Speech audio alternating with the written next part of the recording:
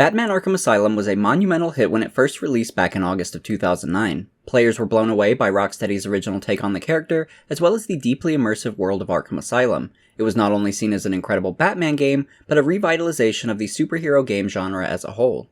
The question now was, what would Rocksteady do with their sequel? Rocksteady had actually begun answering that very question in the first game, dropping little clues towards the general narrative of their sequel. The most notable one being the Warden's secret office, where you can find blueprints to a location called Arkham City. Players would later learn that Arkham City is a walled-off portion of Gotham, where all of its most undesirable residents are thrown into to separate them from the good people of Gotham. Arkham City would be the main setting of the sequel, and Rocksteady had major ambitions for how they wanted to approach this game. In an interview with GameSpot, game director Sefton Hill describes their decision to use this setting. The decision to take the second game off Arkham Island was really driven by our desire to set a new creative challenge for the whole team and to give players an even deeper and more authentic Batman experience. As soon as we had Batman diving off rooftops and gliding between buildings, we knew that we had made the right decision to take the action to the streets. The footprint of Arkham City is about 5 times bigger than Arkham Island, but our primary intention was never to create a bigger game world just for the sake of it. I wouldn't describe the game as sandbox because a totally open and free-form game world would not allow us to create the kind of atmosphere that we wanted to, but we don't want to hold your hand either. Arkham City is its own place, a massive super prison jam-packed with supervillains, thugs, and psychopaths. There aren't any rules, but it has a law of its own, and this is why it's a perfect setting for Batman. Gamers will have to think and act like the Dark Knight if they want to survive in a place like Arkham City. To tackle the narrative of this story, the same writing team returned for Arkham City, namely game director Sefton Hill, lead narrative designer Paul Crocker, and Paul Dini, famous for his time writing Batman the Animated Series. Dini's work on the animated series was very influential in Batman Arkham Asylum, and that continues into Arkham City, most notably with the 2 lead voice actors in the game, Kevin Conroy and Mark Hamill, voicing Batman and Joker respectively. Both of these actors are seen as iconic voices for their characters, and Batman the Animated Series was where that all started. Having these 2 actors reprise their role in this game naturally elevates the quality and immersion, and was a big selling point for fans. However, publisher WB Interactive Entertainment wasn't content with just superhero fans and wanted to push the boundaries of their audience. For Batman Arkham City, the marketing team was put to the challenge of reaching a larger audience of gamers, namely those that would be interested in first-person shooters and action games like Call of Duty. During a marketing summit, Russell Aarons, the senior vice president of worldwide marketing for Warner Bros., gave a presentation regarding their approach to reach that audience. I couldn't find any video of this presentation, but Steve Peterson of GameIndustry.biz summarizes key aspects of it in his article, inside of which it's described how this marketing push formed the conception of the black and white posters that are so iconic to this game. Steve Peterson writes, "Their art director thought of the power of black and white photographs to capture iconic personalities like Steve Jobs or James Dean. The result was the image called The Wipe, which formed the basis for the visual campaign. The black and white portrait with blood bathed in light moved away from the classic superhero image to focus on the essential humanity of the Batman. The campaign appeared on 120 different magazine covers, with 15 million targeted fans across a broad spectrum of social network pages hitting many different Warner Bros. Properties. These posters are definitely very striking, and in my opinion are the best marketing images throughout the entire Arkham series. It seems the idea was a success too, as it resulted in 200% more pre-orders for Batman Arkham City compared to Arkham Asylum, and over 6 million units were shipped. So we know the game was a financial success, but now let's talk about the actual game itself. To preface things, I want to point out that I played the Game of the Year edition on Steam, which is where all of my gameplay clips in this video are from, but I chose not to use the Return to Arkham Remastered edition. I went back and forth a lot on which version to play for this video, and I ultimately chose the Game of the Year edition on Steam because I felt it would be closer to Rocksteady's original vision while also allowing me to enhance the graphics. So I have nothing against the Remastered edition, and I think it really has some beautiful lighting and graphics, but I wanted to stay closer to the original for this video. Also, I should point out that even though I played the game on PC, I also used an Xbox controller for it, so you might occasionally see some Xbox button prompts appear during gameplay. But anyway, Batman Arkham City was a very ambitious game, chock full of details, lore, and gameplay, so we have a lot to talk about in this video. While you're watching, if you enjoy this video, I'd appreciate it if you gave it a like, since that helps the channel out significantly, and you can subscribe if you'd like to see more retrospectives like this one. But without further ado, let's begin by walking through the story of the game. Before we can fully get into the main story, I think it's important to go over what's happened in the 18 months between the events of Arkham Asylum and City. A lot of these details can be found within the Arkham Unhinged prequel comics and the audio files within the game, and together they provide a lot of background details that are helpful in understanding the main story, so I'll be referencing those often. As a refresher from Arkham Asylum, Joker used the Titan formula, which turned him into a hulking beast. Batman defeated Titan Joker, and the last we saw of him, he was getting wheeled back into Arkham Asylum, clearly suffering from the lingering effects of the Titan formula. There was also Warden Quincy Sharp, who I mentioned had a secret room hidden in the asylum, revealing his plans for Arkham City. Sharp planned to run for mayor, and in between the events of Arkham Asylum and Arkham City, he actually won. He used his power as mayor to build Arkham City, and surprisingly, placed an unknown psychiatrist, Dr. Hugo Strange, in charge of it. Why would he do that? Well, let's talk about some of the background information on Hugo Strange. Even though we never saw him in Arkham Asylum, he's been quietly pulling the strings since the beginning. You can even find a hint at this in the asylum, where he has a ton of his secret files stored away. Starting from the beginning though, Hugo Strange was a psychiatrist at the asylum, but he also had an obsession with Batman. Over time, he developed a psychological profile of Batman, thorough enough that he was actually able to deduce that Bruce Wayne is Batman, something he's also done in the comics. With this information, Hugo Strange offered to sell Batman's identity to the highest bidder. Someone took up Strange's offer, and we'll discuss their partnership in more detail later in the video. However, Strange's ambitions with this mysterious benefactor didn't stop there. This is around the same time that Hugo Strange had the idea for Arkham City, and needed a way to make it a reality. Hugo Strange saw Warden Sharp as his gateway to that goal, but he needed a way to get Quincy on board. Hugo's solution was through Jervis Tetch, the Mad Hatter. The Mad Hatter is known for his mind control technology in his hats, and Strange wanted to learn more. So he conducted multiple secret meetings with the Mad Hatter, and even allowed the Hatter the ability to experiment with chemicals to form a compound that could be ingested, which would make a person more susceptible to persuasion. The Mad Hatter also has a fascination with killing women, imagining them as his Alice from Alice in Wonderland. Sickeningly, as part of their deal, Hugo Strange would provide the Hatter with an Alice upon completion of a successful serum, even while knowing the horrible fate that would befall that random woman. Hatter was indeed successful in making that serum, and Strange put it into the Warden's tea during a meeting. This gave Strange the ability to manipulate the Warden, getting him to run for mayor and implement Arkham City, and then pass all control over to Hugo Strange. When Arkham City became fully operational, all the inmates and criminals from Arkham Asylum were transferred into Arkham City. This meant there would be no need for the asylum anymore, so Strange put it up for sale. The buyers were a security firm known as Tiger, who used it as a base of operations, and coincidentally, they're also Strange's security force for Arkham City. As we'll learn later on, Strange has been mentally controlling the Tiger Guards as well.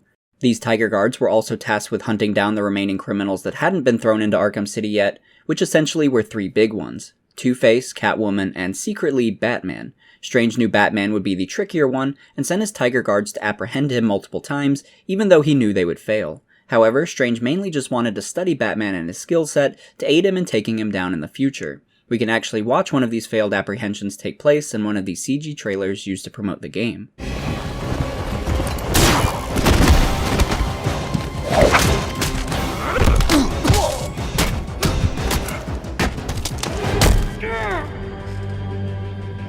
You knew we couldn't take him down! You knew we were no match for him! Yes, but soon we will be. This is merely one more twist of the knife to test him.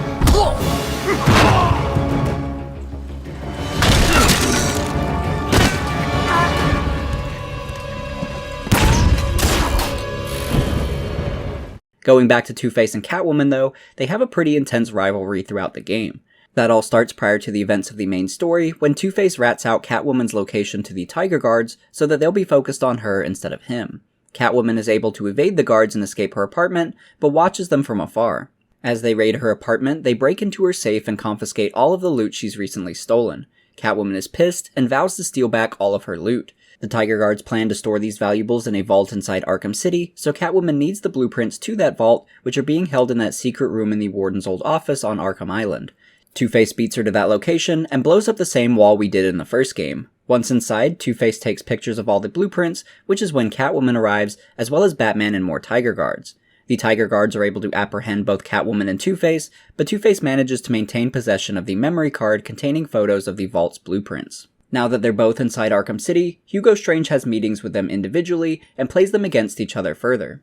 He tells Catwoman that he knows that she wants that memory card, and that Two-Face has hidden it inside his safe within Arkham City, so Catwoman heads there next. Meanwhile, during his meeting with Two-Face, Hugo tells him that Catwoman is currently trying to break into his safe to steal the memory card. And that finally takes us into the actual story of the main game, as Catwoman breaks into Two-Face's office. The opening shot of the game is a portrait of Cain and Abel, the duality of man, which the safe is hidden behind. The opening shots of movies and games often carry a lot of importance, and this image is no different, as it carries a double meaning. At the beginning of the game, the duality of man is very relevant to Two-Face due to his obsession with duality. His whole identity is based on twos, with half of his body being scarred and the split personality this created, a good Harvey Dent and a bad Harvey Dent. This is also most evident in the coin he carries. One side is clean and normal, while the other side is scratched up. Harvey makes all of his decisions based on the flip of that coin and follows whatever outcome that may be. So it's no surprise that he would have a painting hanging up in his office titled The Duality of Man, but there's a deeper meaning behind the painting as well that we'll discuss later on since it foreshadows the ending. Continuing on though, Catwoman breaks into the office, and surprisingly, she's our first playable character. This gives us a good sense of Rocksteady's ambitions right out the gate, as we're already introduced to a new playable character outside of Batman, and we can see that she fights in her own unique way. She has her own unique combat animations, and she's a lot quicker than Batman too. Just in this short segment, she's a lot of fun to play as, but we'll discuss her in more detail later on in the video. After taking out Two-Face's men though, Catwoman successfully breaks into the safe, but unfortunately, Two-Face arrives just in time to capture her. This takes us into the opening cinematic of the game, where Bruce Wayne is set to give a speech outside the walls of Arkham City in protest of it. Bruce has realized that Arkham City is a political issue, and that there's not much he can do about it as Batman. This has forced him to act as Bruce Wayne, in hopes that he can persuade Gotham and its officials to tear down Arkham City. As we can see, Bruce is unsuccessful, as Tiger Guards immediately rush the podium and take him as a prisoner. It turns out that it's not just criminals that are thrown into Arkham City, but also people that speak out against it, or investigate it too deeply. Bruce Wayne is now one of its political prisoners, and Hugo Strange takes a moment to speak with Bruce personally, revealing that he knows Bruce's identity as Batman. I feel I should thank you. Capturing Bruce Wayne is so much easier than Batman. And now that we have you, Protocol 10 is ready to begin. It will be my legacy, a monument to your failure. And if you try to stop me, I guarantee everyone will know your secret. Now that Hugo is left, we have the opportunity to escape. We're able to break free from the chair, but we're still restrained by handcuffs. A guard rushes in to attack us, and encountering, we're able to steal his radio and remove the chip from it. Later on, this will allow us to listen in on Tiger communications. Another guard rushes in though, and throws us outside the room. Our incarceration becomes a lot more real, as we see all the other prisoners and hear the welcoming the inmates give us. What are you doing? Kill your butt. You're gonna die in here. You're gonna be my bitch, Wayne. You're mine. On the ground, now! Arkham City is not a place you want to be a celebrity, and it seems like everyone wants a piece of Bruce Wayne. Outside of him though, we can see some other interesting characters during this early section, the first of which is Black Mask. Black Mask is doing his best to hold off the Tiger Guards, but he's ultimately unsuccessful. Believe it or not, this is actually Black Mask's second incarceration here in Arkham City. Black Mask was imprisoned here much earlier originally, but was determined to escape. At one point, he's captured by the Penguin, who has established himself as one of the main crime lords within Arkham City. Penguin has access to a large arsenal of weaponry, and he's in a big feud with another crime lord, the Joker. Black Mask hates Joker too, since Joker has taken up residence in the Sionis steel mill, which once belonged to Black Mask's family. Penguin offers to provide Black Mask with bombs and weaponry to kill the Joker, and he agrees. He was lying though, and takes the bombs to the perimeter of Arkham City, and blows a hole in it. Black Mask is able to escape, and you can actually find this location in the game. It's since been boarded up, but it's definitely cool to see the remnants of this escape and what's happened since then. It didn't take long for him to get recaptured though. After his escape, he got a crew together to hit some of the Tiger transport vehicles for their supplies. From there, he loaded them onto a train that would take him out of Gotham. Unfortunately for him, Batman, Robin, and Nightwing caught wind of this and attempted to take him down. During the scuffle, Tiger showed up and reclaimed Black Mask, which brings us to present day as he's being ushered into Arkham City. As we continue into the prison, we're stopped by an inmate who says we're on his list while making a finger gun motion at us. This is actually Floyd Lawton, aka the villain Deadshot, a master marksman who we'll have to deal with later in the game. In the next part of our transport, we're put in a room with a couple other political prisoners, most notably Jack Ryder, a news reporter. He's kind of a prick, but he's no criminal and certainly doesn't belong in prison. The doors open though, revealing the entrance to Arkham City along with a ton of anxious criminals excited to greet us. Off in the distance, we can also see a mysterious costume individual watching us. This is our first sighting of him, and we'll continue to see him more throughout the game. In all the panic, Jack Ryder and the other prisoner are being jumped, so Bruce does his best to help them out. While doing so, he's blindsided by an inmate with a pipe, as Penguin and his men show up to collect Bruce. Penguin made sure to show up here personally, specifically for the incarceration of Bruce Wayne. Penguin's real name is Oswald Cobblepot, and the Cobblepots were at one time a wealthy family like the Waynes. That didn't last though, and Oswald blames the Wayne success for the destruction of his family's legacy, so he's here to get some revenge. Bruce is taken to a back alley in Arkham City, where Penguin plans to beat him with brass knuckles. Instead, you can counter Penguin's punch, twisting his wrist and causing him to run away.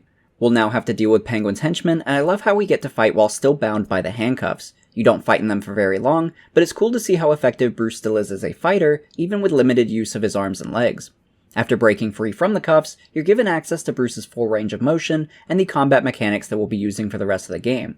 I think it was a brilliant idea to have us fighting in the handcuffs first though, due to the contrast of the two fighting styles, and I love the transition. Fighting while handcuffed felt good, but limited, and once you're free and given access to Bruce's full range of motion, you feel like a real force of nature unleashed upon these thugs. I really enjoyed this moment, so I'm glad that Rocksteady were willing to implement the cuffed fighting sequences in the first place, even though that meant more time and resources to develop those separate animations. I think a lot of development studios would have chosen to avoid creating these separate combat animations and just have Bruce break free from the cuffs immediately, so I think this is one of many examples of just how dedicated Rocksteady are to giving us the best Batman game they possibly can without cutting any corners.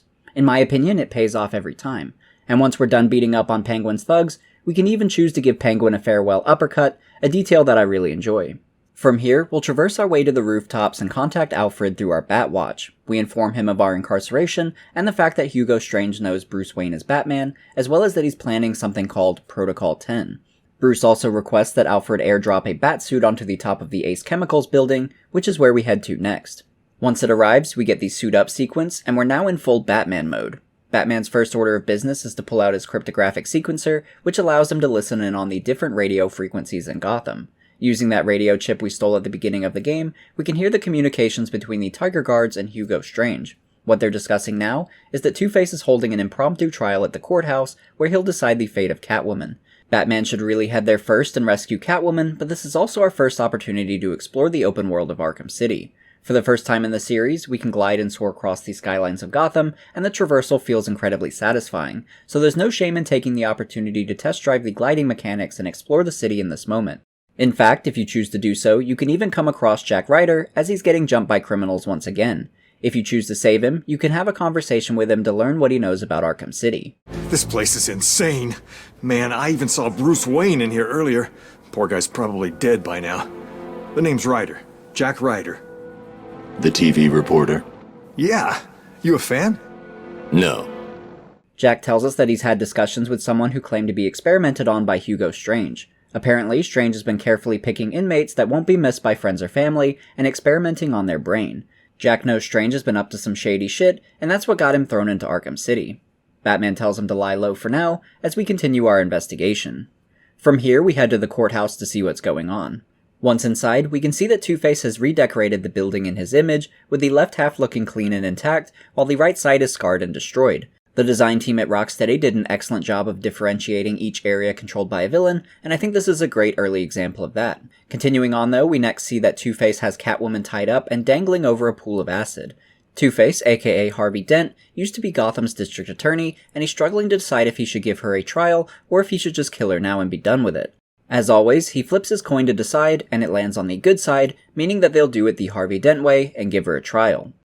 This court is now in session.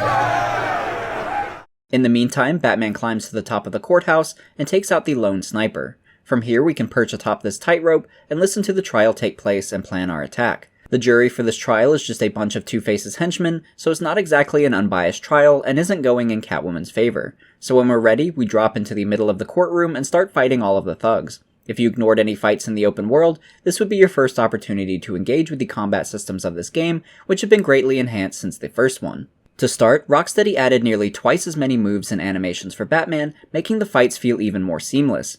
Enemies feel more aggressive as well, and the fights in general feel more fast-paced this time around. We'll talk about it in more detail in the gameplay section, but there's a lot more depth to the combat system overall, making it an even more enjoyable experience.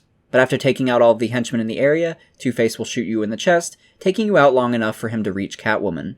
From here, he flips his coin once again to decide her fate, and this time it lands Scar side up, which means he's going to kill her. This whole time, Catwoman has been waiting for the right opportunity to escape, so at this moment, Catwoman claws her bindings and breaks free, while also slashing Harvey on the good side of his face, causing him to also drop his gun. Now that he's disarmed, Catwoman thinks she's won, so she decides to taunt him. Two-Face's response to her might either be the best line in the game or the worst line, I can't decide. This is gonna hurt. 2 guns, bitch! Yeah, I can't decide if that's hilarious or just too cheesy, but I love it either way. Regardless, Batman grapples Harvey just in time and leaves him dangling the same way he had Catwoman. That's some poetic justice, and Catwoman seems to really enjoy it. Unbeknownst to Batman, she also reclaims the memory card with the blueprints to the vault's location. From here, they have a conversation speculating as to what Protocol 10 could be. This is quickly interrupted though, as Batman spots the laser of Joker's sniper rifle aimed at Catwoman's head. Things are getting more and more dangerous for them both, as they're moving from one villain to the next with hardly any time to catch their breath. Catwoman takes off, and Batman stays to analyze the trajectory of the bullet, which seems to lead to the church. When we exit the courthouse, we can see that our mysterious friend is watching from afar again. When we go to talk to him, he states that he's been watching us to see if we're ready. As he disappears, he leaves a symbol on the ground that we can scan and place on our map. This is all very curious, but we have bigger things to worry about, like whether Joker is still in that church, so we head there next. Once we go inside, Harley Quinn greets us with a spinning kick, which we can counter and throw her to the side. This doesn't shake her confidence though, and she orders her henchmen to keep their guns on us so we don't escape. She has to leave though, so we're left hanging with her goons. At this moment, you're meant to throw smoke and grapple away, but if you instead choose to remain standing here, you can get some funny missable dialogue between the henchmen as they try to decide what to do with us. Don't you move, Batman. Just stay there and this will all end okay. What do you mean, end okay? She left us alone with Batman. Keep it together, he's ours. What's he gonna do?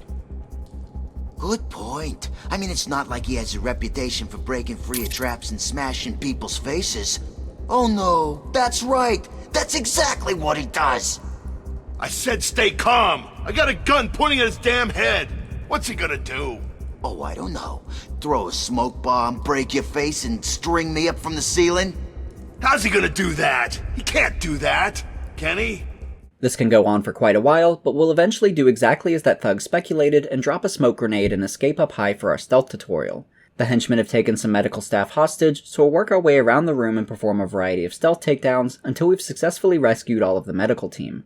Once we're done, we can also find a man with a bandaged face lying on the gurney. When we ask one of the medical staff about him, he states that he's a doctor from Arkham Asylum who went crazy and removed his own face. This will actually be important later on, but Batman has more important things to deal with in the meantime.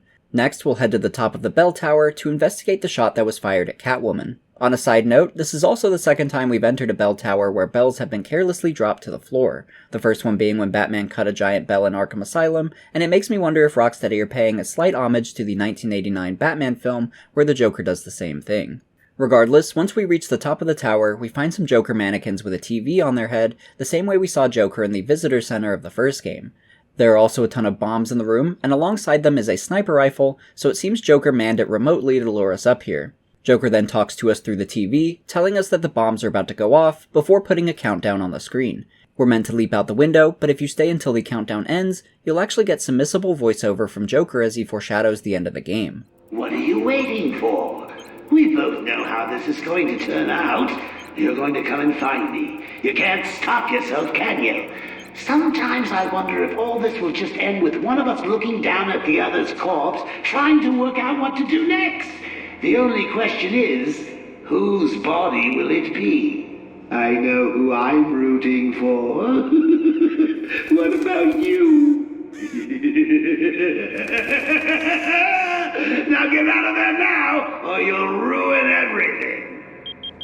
Now we'll actually leap out the window as Joker blows up the top of the tower. Before escaping, Batman was able to get a signal off the sniper rifle to track where it was remote controlled from. This leads us to the steel mill within Amusement Mile, the turf that Joker controls within Arkham City. Again, I want to point out how great of a job the design team did with each location. Like Two-Face, the Joker controls a certain area of Arkham City and made it in his image. Joker's area is especially vibrant though, with colorful lights alongside a deteriorated rundown carnival theme. I think it's easily the most recognizable location in the game, and visually, it's one of my favorite locations. Joker must be hiding out within the steel mill though, so Batman needs a way inside. After a conversation with Alfred, we learn that the only way inside is through the main chimney. Batman is all balls, and doesn't hesitate to dive headfirst towards the lava.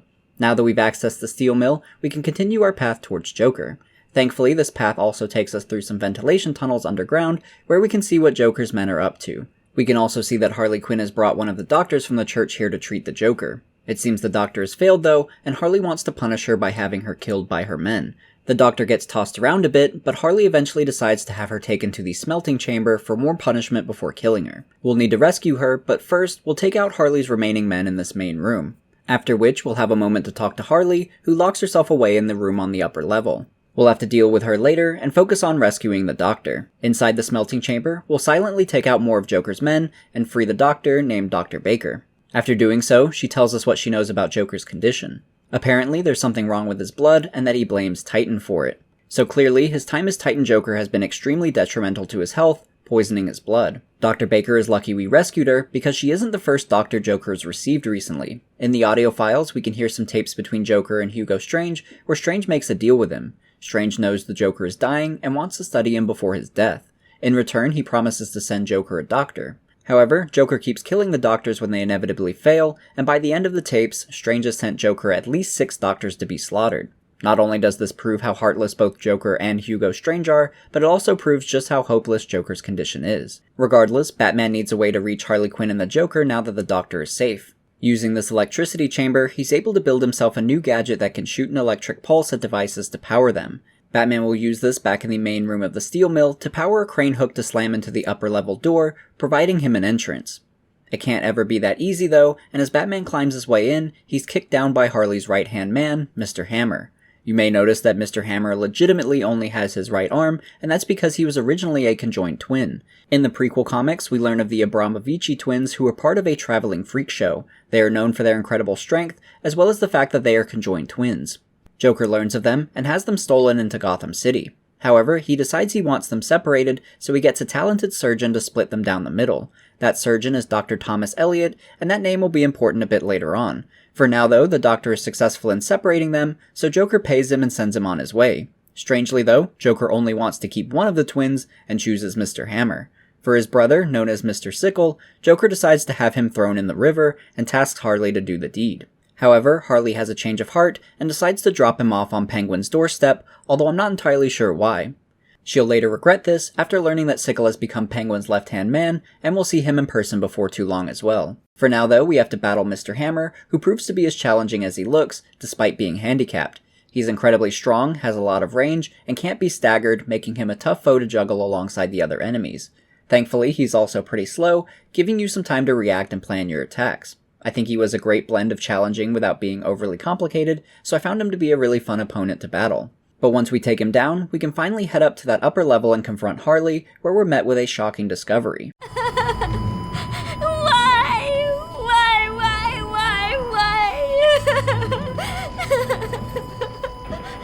You! Get out of my way, Quinn. Leave us alone, B-Man! Just leave me with him. I said move! This is all your fault! You've hounded him for years, beat him to a pulp, and for what? Why are you so mean? Surprise!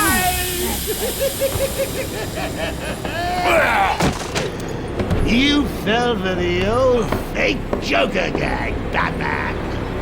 Batter up!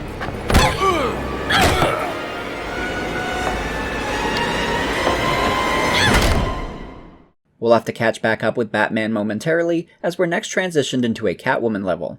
I won't spend too much time on her levels, but I do want to talk about certain aspects of them as they come up. We begin with Catwoman outside of Strange's vault, where he's storing all of her loot. She needs a way to get in, and decides she could use some help, specifically from Poison Ivy. There's a wrinkle in that plan though, because Ivy is currently still pissed at Selina for something that happened a couple years back. In the prequel comic, we learn that Catwoman, Poison Ivy, and Harley Quinn teamed up to stop a woman named Fervor, who ran an enterprise that was destroying the environment. Fervor wanted the pelts of exotic, nearly extinct cats, as well as hyenas, an animal that Harley is especially fond of. Fervor also planned to ravage through a rainforest to get these pelts, which of course caught the interest of Poison Ivy, so the three girls teamed up as the Gotham City Sirens. I think this is a fun inclusion, since it was Paul Dini who created the Gotham City Sirens first in the comics, comprised of the same three girls. So it's cool to see them return in a game he's writing, even if their team up is just in the prequel comics. The three of them work pretty well together too, however their plan gets interrupted by the police, who manage to arrest Harley and Poison Ivy, while Catwoman escaped with Batman. Inside Arkham, Catwoman visited Ivy, even though Ivy blamed her for her capture. Selina asked if there was anything she could do to help her, and Ivy simply asked that Catwoman visit her home and water her plants for her so they don't die. Simple enough? Well, Catwoman never did that and all of Ivy's plants died. That brings us to present day in Arkham City, where Ivy still holds a grudge. Instead of hearing out Catwoman's request, Ivy sends her henchmen to fight her. I think this is a fun moment, as we see pods emerge with a variety of men from rival gangs in the city. Ivy produces a pheromone that she can use to control men, so I think it's funny that she's just been pulling in random men from Arkham City to use as her own henchmen and guards. As Catwoman, we'll have to fight through waves of these men before we get a moment to speak with Ivy again. Her vines tie us up, and this is the second time that Catwoman has been tied up to dangle upside down, but at least this gives her an opportunity to talk with Ivy. We'll have to leave that thread dangling for now though, as the game transitions us back to Batman as he reawakes. Get back here, Harley. But I want to know who he is, sweetie. No one's who you think they are, my dear. Why spoil the fun? It was all a lie. There's nothing wrong with you. Nice of you to say, but you of all people should know there's plenty wrong with me. Take my blood, for example. I wish somebody would. This stuff is killing me. Why should I care? Because now, there's a teeny little bit of me in you too, Bats. Oh, come on. Don't tell me it's not what you've always wanted. Look, we're running out of time. I need your help. I nearly had a cure. It was so close, and then it was taken from me. So we both die. I'm fine with that. Are you? Imagine sucking down that last breath knowing that Gotham is doing the same. What are you talking about? Oh, didn't I say? I've spent weeks shipping samples of my blood to emergency rooms all over the city. So that's Protocol 10. Poison Gotham. I expected more. Protocol 10? Never heard of it. Hold tight. I'll be in touch!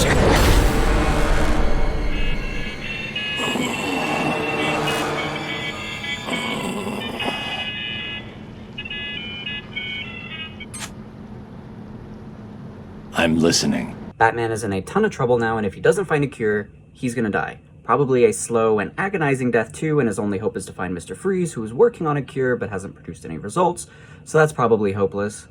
On the plus side though, Catwoman would be single. Sorry. So anyway, Batman has to find Mr. Freeze since he was working on a cure for Joker. Batman uses his tech to find the coldest point in Arkham City, since that's likely where Freeze would be staying. That location ends up being the Gotham City Police Department building, or GCPD for short. Inside, Freeze is nowhere to be found, but the building is crawling with Penguin's thugs. It seems they've kidnapped him and are searching the building. We'll take out all of Penguin's men, but the final one gives up and lets us interrogate him. He tells us that Mr. Freeze is being held in Penguin's museum, so we head there next. In the meantime, you might be wondering why Mr. Freeze would be helping the Joker. Well, it's due to more of Hugo Strange's mind games with Arkham City's inhabitants. If you're unfamiliar with Mr. Freeze, he's solely motivated by finding a cure to save his wife Nora from a disease that's killing her. Freeze had her cryogenically frozen to buy himself some time to find a cure for her. Strange managed to gain possession of the container holding Nora and is using it as leverage to manipulate Freeze. Like with Joker and the other high-profile criminals of Gotham, Strange wishes to psychologically study Freeze. He tells Freeze that Nora will be safe if he cooperates and tells him his life story. Afterwards, though, Strange reveals that he sent Nora to the Joker, who now has possession of her. So in order to reclaim his wife from the Joker, Freeze had to strike a deal with him where he would find a cure for his disease. As far as how the Penguin comes into play, Penguin hates the Joker and wants him to die, so Penguin has taken Freeze in order to stop him from finding a cure. While we're on the topic of Strange causing chaos in Arkham City, that brings us to the museum as we hunt for Mr. Freeze. Upon arrival, we'll find some of Penguin's men threatening a cop. We'll rescue him and learn that he's part of Commissioner Gordon's team working undercover. One detail I like is that Gordon gave them all a password in case they ever came in contact with Batman, and the password is Sarah. This is a reference to Gordon's second wife, Sarah Essen. In the comics, Sarah is shot and killed by the Joker, although I'm unsure if that's happened in the game's continuity yet. As far as these cops though, there are 10 in total who are at risk. Again, this is Hugo Strange's doing, since during a session with the Penguin, he told him about the 10 undercover cops currently in his gang. It seems Penguin has taken the time to out each one, and is slowly working towards killing them, as we see when we enter the Gladiator Pit and meet the Penguin. In the game, Penguin is a collector and has a display case for all the rare items he can get his hands on, including people. He has one picked out for Batman, as well as other characters we'll come in contact with. You might also be curious about the glass bottle around Penguin's eye. In the comics, Penguin has a monocle, so the glass bottle is a nod to that. In the audio files, we learn that Penguin had this happen to him during a bar fight, and that doctors have told him that removing it would lead to his death. As far as the man who did that to him, Penguin had both of his eyes removed and then left him to wander aimlessly on the freeway during rush hour. The punishment doesn't exactly fit the crime with Penguin, and he's not someone you want to cross. Still, people seem to want to work for him, and this gladiator pit in the museum is where he has all of his new recruits fight each other for the right to join his gang. This time though, he's going to have them all fight Batman, and the person who kills Batman gets to join the gang. This leads to one of my favorite fights in the game, since it's our first opportunity to really let loose against a large group of enemies. I think the combat system is best on display in moments like this, where you're swarmed with enemies and have to juggle all of them at once. Errors can really pile up on you, and you need to pay attention to the whole battlefield. Unlike Arkham Asylum, multiple enemies can attack you at once now, but likewise, Batman can counter multiple enemies at once as well. This makes the battle feel more seamless and realistic, and it really keeps you on your toes. I also like how Penguin ups the ante here by dropping in a surprise enemy that I thought we were done with. Somehow, Penguin has managed to get a hold of some Titan formula.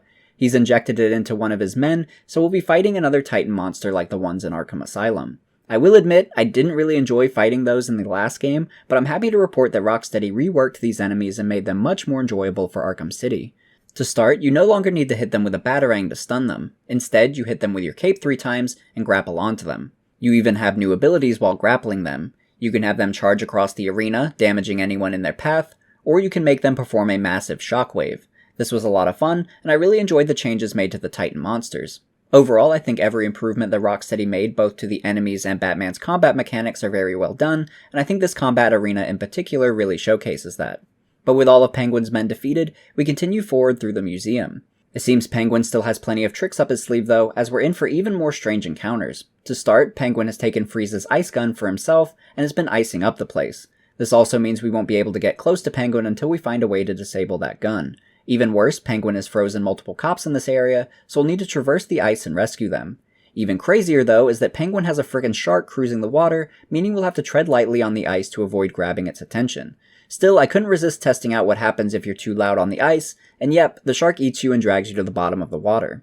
Encountering the shark is unavoidable though, since you'll eventually find yourself navigating these waters on a raft, at which point the shark will surprise attack you. Batman then gets to rapidly punch the shark, which is a pretty fun and humorous moment. However, I think this whole section is a slight reference to the 1960s Adam West Batman movie, where he fights a shark as well. While on a mission, a shark bites Batman and latches onto his leg. Holy sardine! Thankfully, they remembered the shark repellent. Hand me down the shark repellent bat spray!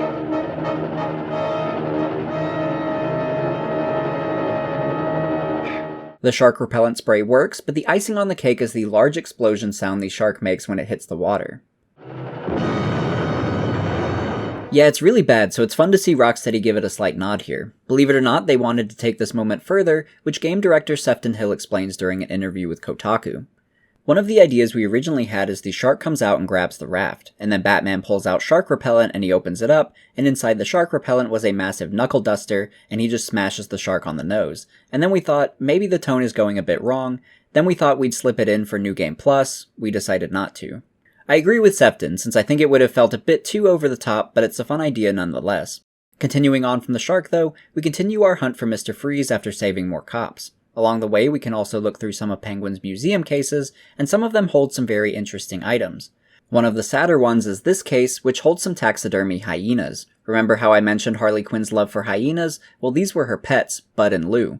Penguin had them shot and stuffed, and then put on display here. An even more cruel case is in the next room though, and that's where we find Mr. Freeze.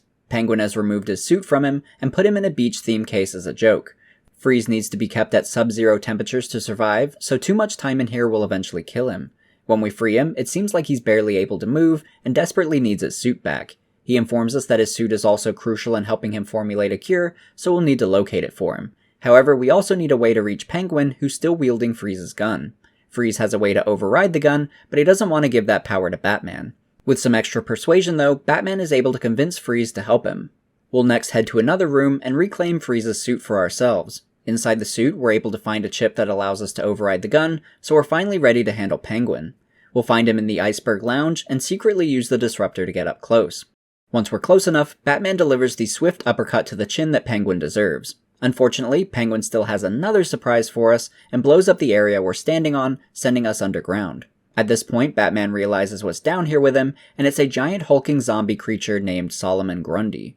For some background, in the comics, Grundy was originally a man named Cyrus Gold who was murdered and dumped in a place called Slaughter Swamp.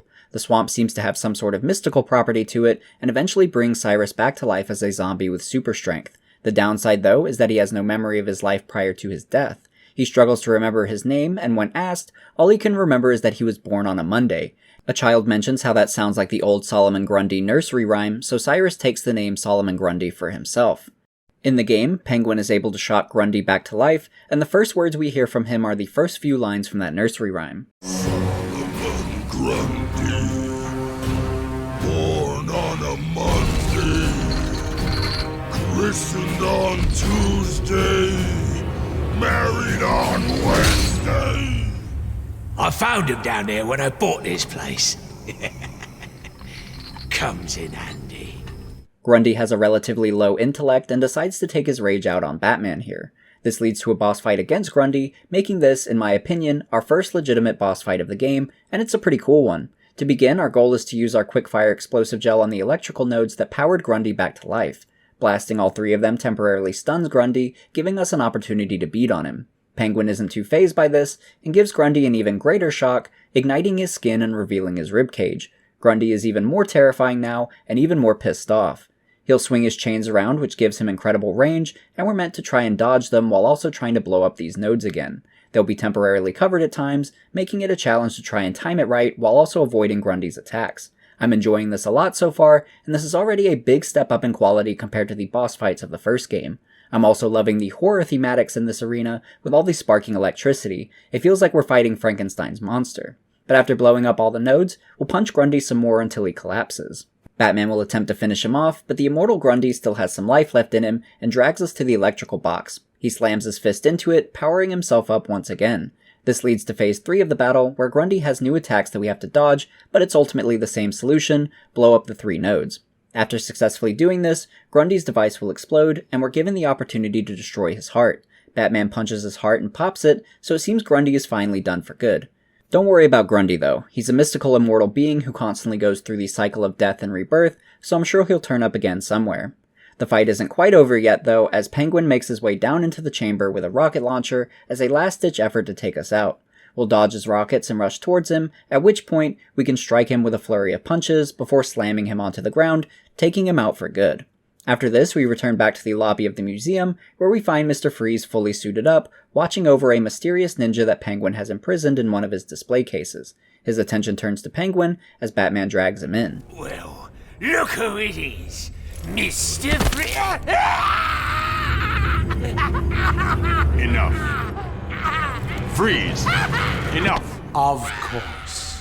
Freeze gives Penguin what he deserves and locks him in one of his own display cases, the way he's been doing to others. Even better, though, is that this case just so happens to be the one Penguin was planning on trapping Bruce Wayne in, which I'm sure makes it sting even worse for Penguin. From here, though, Batman and Freeze discuss the cure. Freeze states that developing it was easy, but the problem is that it degrades too quickly. For it to work, he needs an enzyme with restorative properties, and he also needs a sample of it that's been bonded to a host for decades. Freeze writes this off as impossible, but Batman actually knows someone who fits the bill, someone named Ra's al Ghul. Ra's has managed to keep himself alive for over 600 years using the mystical power of something called a Lazarus Pit that we'll see shortly. Ra's also leads the League of Assassins, and conveniently, one of its members just so happens to be locked in the case behind them. The ninja breaks out, accidentally cutting herself, and runs off. Batman plans to use that blood trail to follow her and hopes she will lead him right to Ra's al Ghul.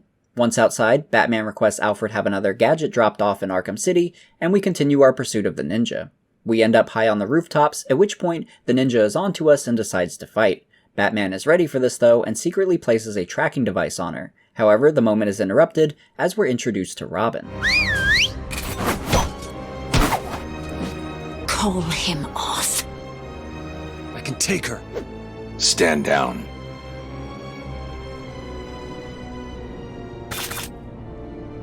Do not follow us.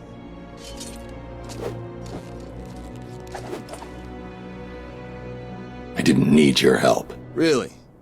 That's not what it looked like from where I was standing. I had it under control. Why did Alfred send you? He was worried about you. Take this, get it analyzed, and start searching the hospitals and emergency rooms. Anyone with this blood in them will be dead within 24 hours. Whose blood is it? Oh.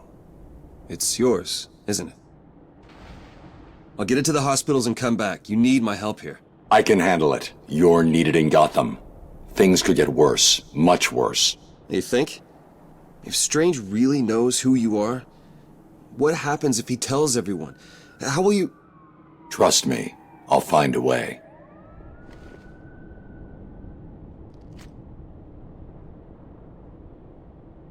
If you need me, you know where I am. I know. Now go! That's about all we get from Robin in this story too. It almost makes you wonder why he was even included here in the first place if it would just be a cameo. Thankfully, game director Sefton Hill actually answered this question during an interview with Kotaku, stating that, "We originally didn't have him in the main story, but we're always looking for authentic ways for Batman to collect his gadgets. Batman can't just open chests and find his own gadgets around the city. We had plans for Robin in the DLC and we thought it was a good place to introduce him and show a relationship, but for me, the most powerful Batman stories are the ones where it's Batman against these villains. We wanted to show that this Robin existed in this universe and is pretty badass, but we really didn't want him to get in the way of Batman's relationship with the villains. Even though we only get a brief moment with Robin, I was excited to see him make an appearance and I was eager to see more of him in the DLC. For some context as well, this is the Tim Drake version of Robin, the third person to hold the Robin mantle. The first was Dick Grayson, who has since become Nightwing. Nightwing is actually in Gotham right now, but he won't make an appearance during the game's story. However, we will discuss him later in this video. The second Robin was Jason Todd, who was murdered by the Joker, a weight that Batman still carries. This is also likely a reason why Batman wants Tim to stay out of Arkham City. Tim is a better Robin than Jason Todd ever was though, and is a skilled detective. In fact, he became Robin after deducing Batman and Nightwing's identities and convincing them that another Robin was needed in their crusade. While we're on the topic of Robin, I like this new design for him a lot. I've often seen it criticized online though, which has always been a surprise to me. For the first time, I feel like Robin looks like a badass. Around the time of this game's release, when casual audiences would think of Robin, they probably pictured the Burt Ward version from that 60s TV show in the bright colors and booty shorts. There was even an ongoing skit for Saturday Night Live titled The Ambiguously Gay Duo that was clearly based on Batman and Robin and whether they were lovers.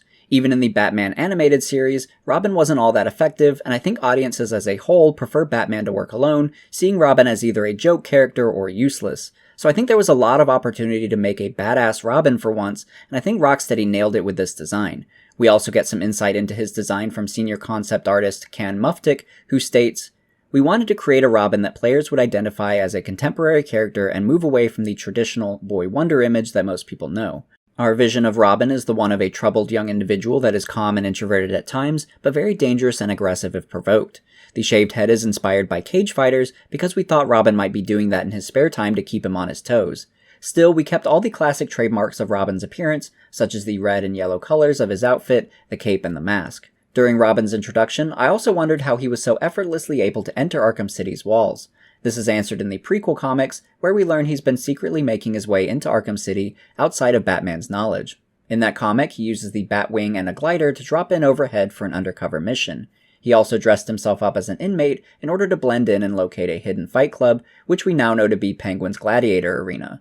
So Tim actually fought through this gauntlet ahead of us and even faced the Titan monster briefly before the fight was interrupted by Bane, more on him later by the way. So it's cool to see that Robin has been conducting his own investigations into Arkham City and that he's able to handle himself in sticky situations. But overall, I'm really loving how Robin is being utilized so far in the Arkham universe, and even though I was bummed he essentially amounts to a cameo in the main game, I think it's a good thing that I'm left wanting more of him. Thankfully, I'll get my wish in the DLC, which is where we'll discuss him again. For now though, we'll return back to Batman as he tracks that ninja. Batman's trail takes him into some underground tunnels, and following it further will eventually lead to the abandoned town of Wonder City. It seems like a quaint little area with a small shopping district and even some mechanical robots that were built as guardians. This is a very intriguing location, leading me to wonder why the town was ever abandoned. I think to answer this properly though, we first need to meet Ra's al Ghul, who we'll come across shortly. In the meantime, Batman is able to hack into the security feed of the mechanical guardians and locate a secret door further into the city. As we progress, the effects of Joker's blood start to significantly take its toll on Bruce, leaving him in a really bad state with only minutes to live. Thankfully, he's close to his destination.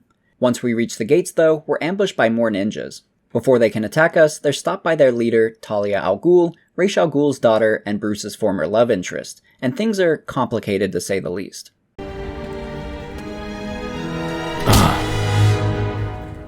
Hello, Talia. How did you find us? I recognized your personal guard. It was just a matter of following her. Please, mistress, he tricked me. Leave. I will deal with you later.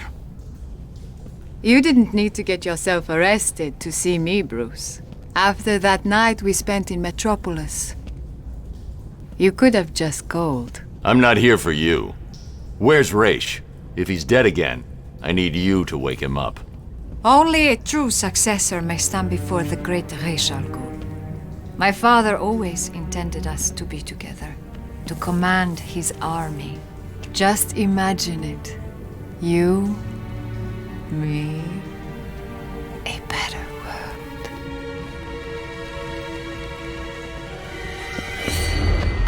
Your face! What happened? I'm here to take my place at your side. You wish to become an assassin. Why should I trust this change of heart? You saw my face. Does it look like I have a choice? Are you prepared to take the demon trials? You must show you are willing to take a life to save the world. I'm ready. Then let the trials commence. Just a little side note on Talia, she is in fact one of Bruce's love interests in the comics. Together they even had a child named Damian Wayne. However, for years, Bruce never knew he had a child with Talia. Instead, Talia kept it a secret and raised Damian in the League of Assassins. Damian would later meet his father though, and become the new Robin. Talia's line about that night they spent in Metropolis could be a tease at the possibility of Damian's existence, but that's just my speculation. To go along with that though, there was a leaked concept art for a supposedly cancelled Batman game that would have starred Damian Wayne taking up the mantle of Batman. It said that this would have been developed by WB Montreal, the team behind Batman Arkham Origins, and it's possible that this game, if true, could have tied into the Arkham universe. If so, Talia's Metropolis line could have left the door open for this game. For all I know though, this could have been a game outside of the Arkham continuity, or the leak could be total bullshit in general, so take that for what you will. Still, it's cool to think about where the Arkham franchise might have gone after Arkham Knight, and I'm sure we'll return to this topic again when I tackle that retrospective. Continuing on though, Bruce has to complete the demon trials in order to be granted audience with Ra's al Ghul. The first order of business is to drink from this chalice, which heals Bruce a bit and delays his death from the poison. This drink also gives Bruce a bad trip, as he now hallucinates an environment where he speaks to the astral spirit of Ra's al Ghul. Ra's wants Bruce to complete a series of tests, which mostly amount to him gliding through air and fighting some sand ninjas. After successfully completing these challenges, we return back to the real world and head to our final trial and meet the real Ra's al Ghul. Ra's is looking sickly and states that the final challenge is to take his life. He won't fight back and just wants to know that the heir of his throne is willing to take a life and continue his work as the leader of the League of Assassins. For some quick background context from the prequel comics, Ra's already knows that Bruce Wayne is Batman, and Ra's desperately wants Bruce to be the heir to his throne. He even orchestrated Talia and Bruce's first meetup in hopes that they would form a relationship and that it would motivate Bruce to become his heir. Bruce genuinely does care for Talia, but Ra's is the one making the relationship complicated. The biggest issue is that in order to take Ra's place as leader, Bruce would have to take his sword and kill him, which is a line Bruce has vowed never to cross. Talia is put in the middle of this conflict, but also wants Bruce to take the throne. That's actually why they had that night in Metropolis, since Talia showed up to rekindle the romance before trying to persuade Bruce to reconsider her father's offer. Of course, Bruce didn't, and their romantic morning ended with him fighting ninjas in his underwear. Back in present day, Bruce tells Ra's she still won't kill him and that he only came here for a sample of his blood. Ra's and Talia are both pissed, and Ra's decides that he will force Bruce to fight him and kill him, but first he'll take a dip into the Lazarus Pit, rejuvenating his life force.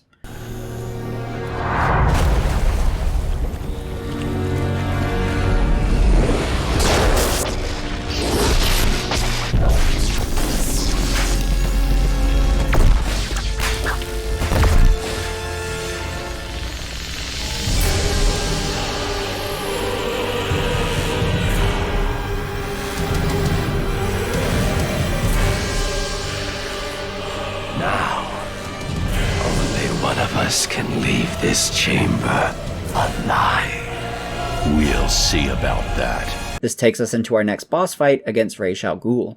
Ra's snaps us back into that warped dystopian looking Gotham, where we'll duke it out. This boss fight is really awesome too. We'll start by fighting a bunch of sand ninjas, one of which is the actual Ra's al Ghul. After finding him, he'll become a giant sand creature and fling blades at us. We'll have to dodge his attacks, while also trying to accurately quickfire electrical blasts past his defenses to hurt him. After doing so, he'll rapidly strike at us with his sword, so we have to spam the counter button to block all of those hits. Occasionally, we'll get flashes as to what's going on in the real world, and these seamless transitions add so much style to the fight.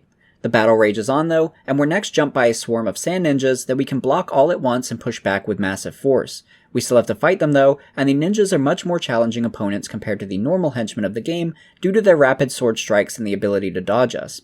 I like this a lot though, and I think it provides a good challenge. Overall, I'm absolutely loving this boss fight, and I'm having a lot of fun playing through it. It has such a unique style, and I like all the combat mechanics within it. Ra's al Ghul is a master assassin, so it's fitting that I feel like I'm being put to the test with my melee combat. We'll pretty much follow the same sequence of events as the first phase though, until we're able to successfully counter Ra's again, sending him flying across the room. As a last-ditch effort, Ra's threatens to kill Talia if Batman doesn't take his place, proving how terrible of a father and person he's become over the years. Batman programs his reverse batarang to strike Ra's from behind, rescuing Talia and taking down Ra's. Talia is done with both of them though, since they both care more about their missions than they do about her. Now that Ra's and Bruce are alone though, they talk about the effects the Lazarus Pit have had on Ra's over the centuries. The pit brings him back to life each time he uses it, but it also takes some of his sanity away with it, making him act like a monster, as we just witnessed with his willingness to sacrifice Talia. The Lazarus Pit itself actually plays an important role in Arkham City too, despite its brief appearance in this section. Around a century ago, Ra's al Ghul showed up to Gotham after finding the Lazarus Pit within it. He bought up the land and had Wonder City built, which would be powered by the Lazarus Pit and grant its inhabitants better health and the ability to live longer. He also built Wonder Tower, which as we saw, acted as a lightning rod to power the pit. Unfortunately, it was determined that prolonged exposure to the Lazarus chemicals was driving the inhabitants insane, so it was quarantined and abandoned only months after opening. So that's essentially the legacy of Wonder City. I also like how the Lazarus Pit's existence explains other aspects of Gotham as well though, one of which is Solomon Grundy. I mentioned how in the comics he was brought to life through unknown mystical means in Slaughter Swamp, but the intel files in the game explains it a bit different, in a way that I actually think is pretty clever. The way it's described, Cyrus Gold was still murdered and dumped in a swamp, but it turns out that the swamp was near the Lazarus Pit, and that some of its chemicals had made their way into the swamp, coming into contact with Cyrus. All of that combined with a nasty storm seemed to trigger Cyrus back to life as Solomon Grundy. Typically, lightning isn't involved in his revival, but I think it works here since that's how the game's Lazarus Pit operates, and it also provides some really awesome flair to Grundy's fight. As you traverse Arkham City, you might also notice that a lot of it is flooded. This was due to random seismic events that started to occur around the time of Arkham City's opening, causing the floods. From what I can tell from the intel files, these seismic events seem to have occurred due to Ra's al Ghul reigniting Wonder Tower and the Lazarus Pit. So I thought those details were pretty interesting, and I'm really loving the depth Rocksteady is going to tie all these minor story aspects together. It's pretty impressive how all of these pieces fall together, and how fleshed out the world of Arkham City truly is. But anyway, now that we have a sample of Ra's blood, we can return to Mr. Freeze, but first, there's actually a really cool missable interaction that I believe you can only trigger at this moment in the game. If you head back through the tunnels the way you came in, and hit a switch with your remote-controlled Batarang, you'll run into Killer Croc. You are not welcome here. I'm not here to fight you, Croc. Let me pass. Your scent is different. I smell death on you. I don't need to fight you, Batman. I just need to wait, and then I will feed on your corpse.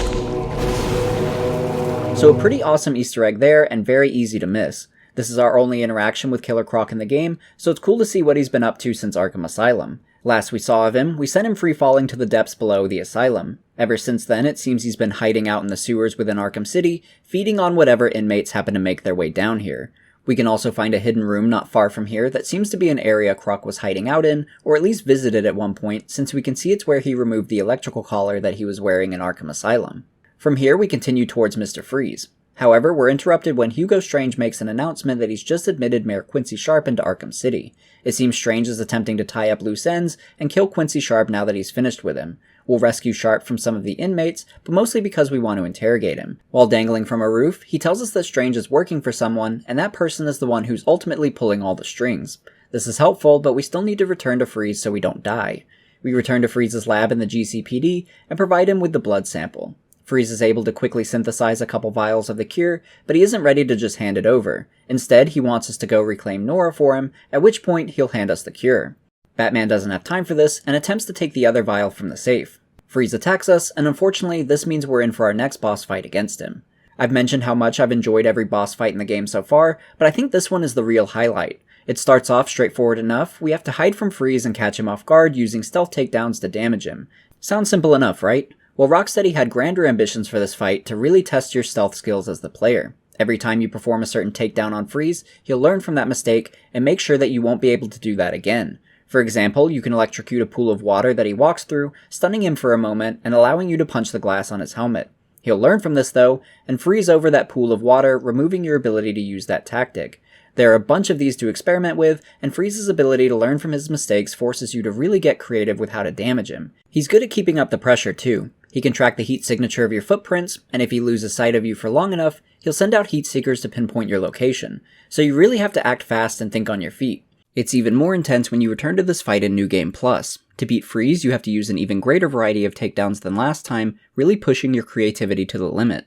It was in this mode that I also realized just how many options you have to take down Freeze, and the many ways it can affect the environment. One of the coolest examples is if you perform a gliding kick into him. His solution is to freeze the air in the room, essentially freezing your cape and disabling it. There's even a visual effect on your cape that will remain throughout the rest of the fight. The intensity of the battle is also evident through the environment as you watch it become a winter wonderland throughout it, since Freeze pretty much encases the entire room in ice. It's really incredible to watch this fight unfold, and it's a fun challenge to try and outsmart Freeze. Overall, I think this boss fight is excellently designed, and I had so much fun trying to come up with new ways to get the upper hand on him. In my opinion, this is the best boss fight of the game, mostly due to the ingenuity of the mechanics. I also thought it was fun that you can choose to piss him off more by destroying his ice sculptures of Nora. Even better though is if you can get him to accidentally break one himself, which he has voice lines for too.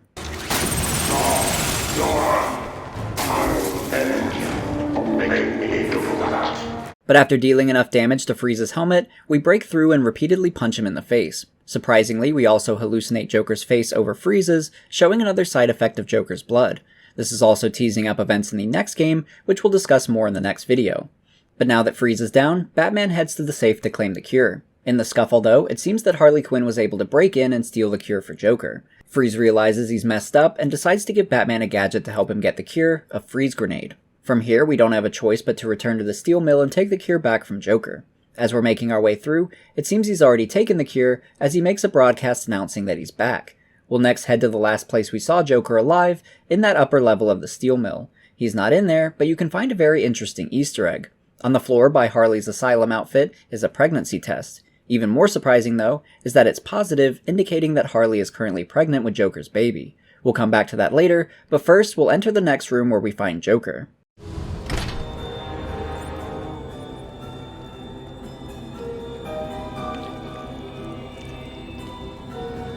Where is it? Manners cost nothing, Batman. A please wouldn't go amiss.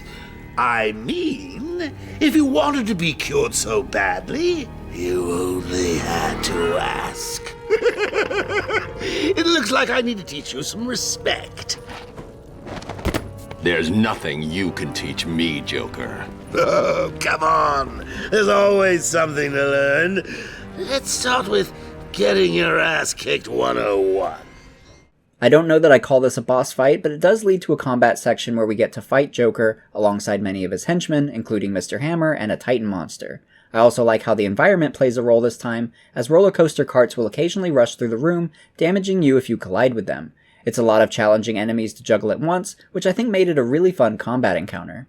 After defeating Joker and his men though, the roof will collapse on top of Batman, pinning him down. Joker now has the upper hand, but Talia shows up in the nick of time to offer a trade.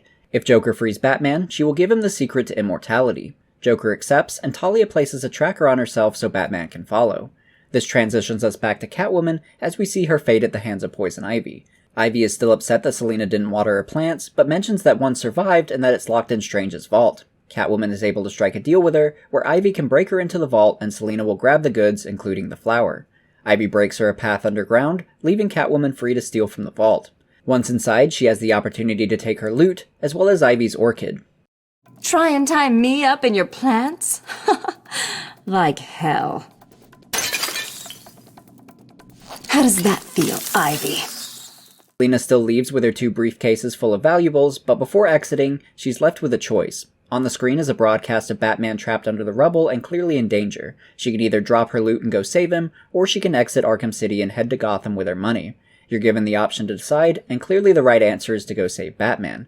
However, I wanted to see what happens if you make the wrong choice and just leave. You'll get to go outside and briefly see Gotham from outside the walls of Arkham City. We then immediately cut to credits, where we get a radio broadcast from Oracle, desperately calling for help.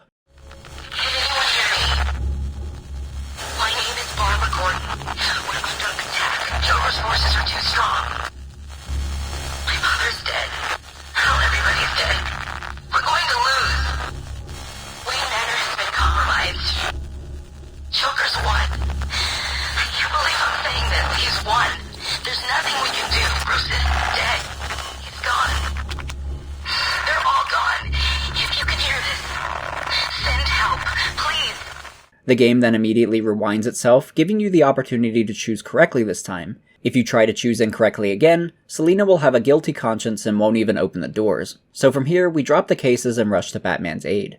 This takes us back to the main story of the game, where Catwoman helps free Batman from the rubble. Protocol 10 has been initiated, and it's a massacre of all the inhabitants of Arkham City. Strange needs to be stopped, but Batman is desperate to save Talia. Alfred and Oracle block his ability to track her signal, stating that Batman needs to save the people of Gotham before Talia. Batman begrudgingly agrees, and realizes that the missile strikes are coming from the top of Wonder Tower. We'll need to gain access to the tower by hacking the unlock codes from one of the helicopters patrolling the area. While we're attempting to do this, you can glide around the city and see the destruction, however there's another interesting detail that you can find as well. In certain areas, you can find dead inmates that look very different from the others. This has sparked many fans online to believe that these are some of Scarecrow's henchmen and are an Easter egg for the next game. As cool as that would be, I'm going to ruin the excitement because I'm pretty sure this is just a texture glitch where the jumpsuit material has bled over onto the faces of the inmates. It looks like their neck is missing too, making me think even more so that it's a glitch. So even though it totally looks like a Scarecrow mask, it's not an Easter egg. However, there are legitimate Easter eggs for Scarecrow that we'll talk about a bit later in the video. But for now, we'll get the codes we need from the helicopters and make our way to Wonder Tower. Batman hacks into the tower's elevator, and it takes us high above Gotham. We're not quite to the top though, which means we'll have to scale the rest of the tower. We're much higher up than we've ever been in this game, so this climb is pretty hair-raising. Still, you get some excellent views of Arkham City, as well as Gotham beyond the prison walls. Once we make it to the top of Wonder Tower though, we'll find it crawling with tiger guards that we have to take out. I actually found this to be one of the most challenging stealth sections in the game, since it's a confined space with very little verticality inside the room. I think this was a great challenge though, and it made me think on my feet as the guards would commonly find me. Without the safety net of gargoyle statues above you, these sections become a lot trickier, so I think this was a fun stealth challenge as we near the end of the game. But with the tiger guards defeated, there's nowhere left to run for Hugo Strange. With Strange defeated, Batman has Oracle shut down Wonder Tower remotely and deactivate Protocol 10. Still, the damage is done, and many lives were lost inside the walls of Arkham City. Strange doesn't seem to care, stating that he will return again to carry out his mission thanks to his powerful friends. Or so he thinks, as that powerful friend returns only to stab Hugo in the back. We now know that Ra's al Ghul was the one pulling the strings the entire time, and was using Hugo as his puppet, much like how Hugo was using Warden Sharp. There were no mind control drugs used on Hugo, but there was a promise. Back when Hugo learned that Bruce Wayne was Batman and planned to sell that information, Ra's al Ghul was the one to buy it. Ra's also told Hugo that if he could successfully wipe out the degenerates of Gotham, he would prove himself worthy and become the heir to the throne and lead the League of Assassins. Hugo came close to succeeding this mission using Protocol 10, but ultimately fell short, which is why Ra's killed him. Hugo thought ahead though and initiates Protocol 11, a self-destruct sequence to blow up the tower. Batman, always the savior, throws himself and Ra's out the window. Ra's pays him back by attempting to stab Batman through himself. Batman dodges and grapples away, leaving Ra's to fall to his death, double penetrated by the sword and the metal gate. After beating the game, if you return to the same location, you can see that his body is now missing, with only his sword still in place. It looks like he's been retrieved by the League of Assassins and is likely about to take another dip in one of his remaining Lazarus pits, so this probably isn't the last time we'll see Ra's. Regardless, Batman has successfully stopped Protocol 10 and its evil masterminds, but there's still one more loose end to tie up. That's of course Joker, who immediately pops up on the Arkham City TV screen to challenge us. He's got Talia tied up, and threatens to shoot her if we don't come find him at the Monarch Theater. When we arrive, we're greeted by our big twist reveal of the game.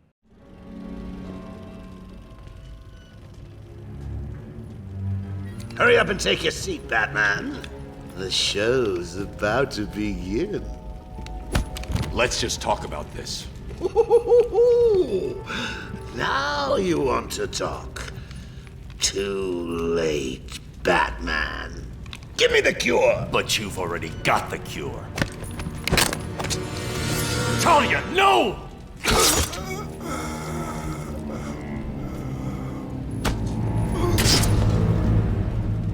Problem solved. You didn't need to. Why? You would never do it. You left me no choice. There's always a choice. I had to save you. Harley Quinn stole it for him. I took it back. It's over.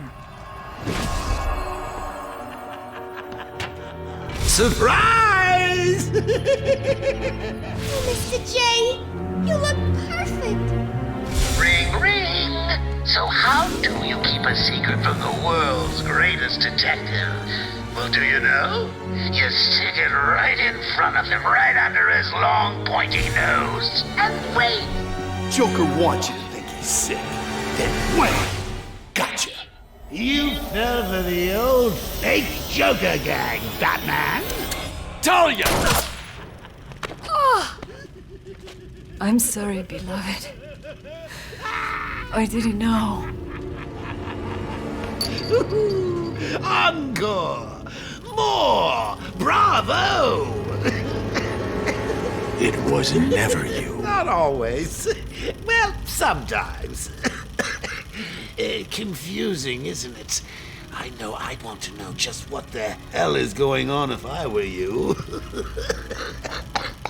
Let's just say, at times like these, it's important to keep up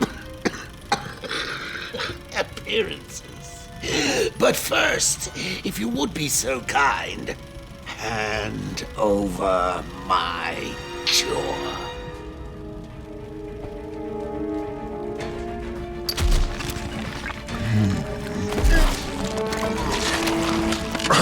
Ladies and gentlemen, for one night only, standing in for yours truly, and doing a damn fine job of it, I give you Clayface. You weren't even supposed to be in here, Carl. Why sign up with Joker? The role of a lifetime! So before we get into the Clayface fight, let's talk about this big twist for a moment. I think that was an excellent reveal, and it definitely got me the first time. What I love most about it though, is that Rocksteady give you multiple clues throughout the game to suggest this fake out. Just to name a few, there's what we assume to be a scene where Joker is looking at himself in the mirror after presumably taking the cure. I thought Joker was just seeing himself as sick and decrepit here and that it was some kind of suggestion towards his mental state. Nope, Clayface is just perfectly imitating his movements here, so well that it appears to be a mirror. During that fight with Clayface Joker, if you use your detective vision on him, you'll see he has no bones, another clue towards this reveal, since Clayface has no bones. There's also a moment early on in the game where Harley goes to talk to Joker inside their room. If you linger, you'll hear Harley accidentally slip up, thinking that Clayface is the real Joker, hinting at the existence of two Jokers. Oh, Mr. J, it's a miracle. You look perfect. Oh no, it's not you, is it? Be quiet, Harley. Not only is this reveal great, but I really like the use of Clayface here. We talked about him a little during the Arkham Asylum video, since you can see him in his cell, shifting his appearance to look like some of Batman's allies in the asylum in hopes that we'll let him out. We never did, but one gullible guard did, thinking that Warden Sharp was stuck in that cell. This is how Clayface escaped, before teaming up with the Joker. If you're curious about the origins of Clayface, he has a couple. In his first appearance, which seems to be the one the game goes by, Carlo was an actor who found out he was being recast in a movie. To take revenge, he dressed up in a cloak and donned the mask of a character he had previously portrayed, Clayface. So at first, Clayface was just a costume serial killer.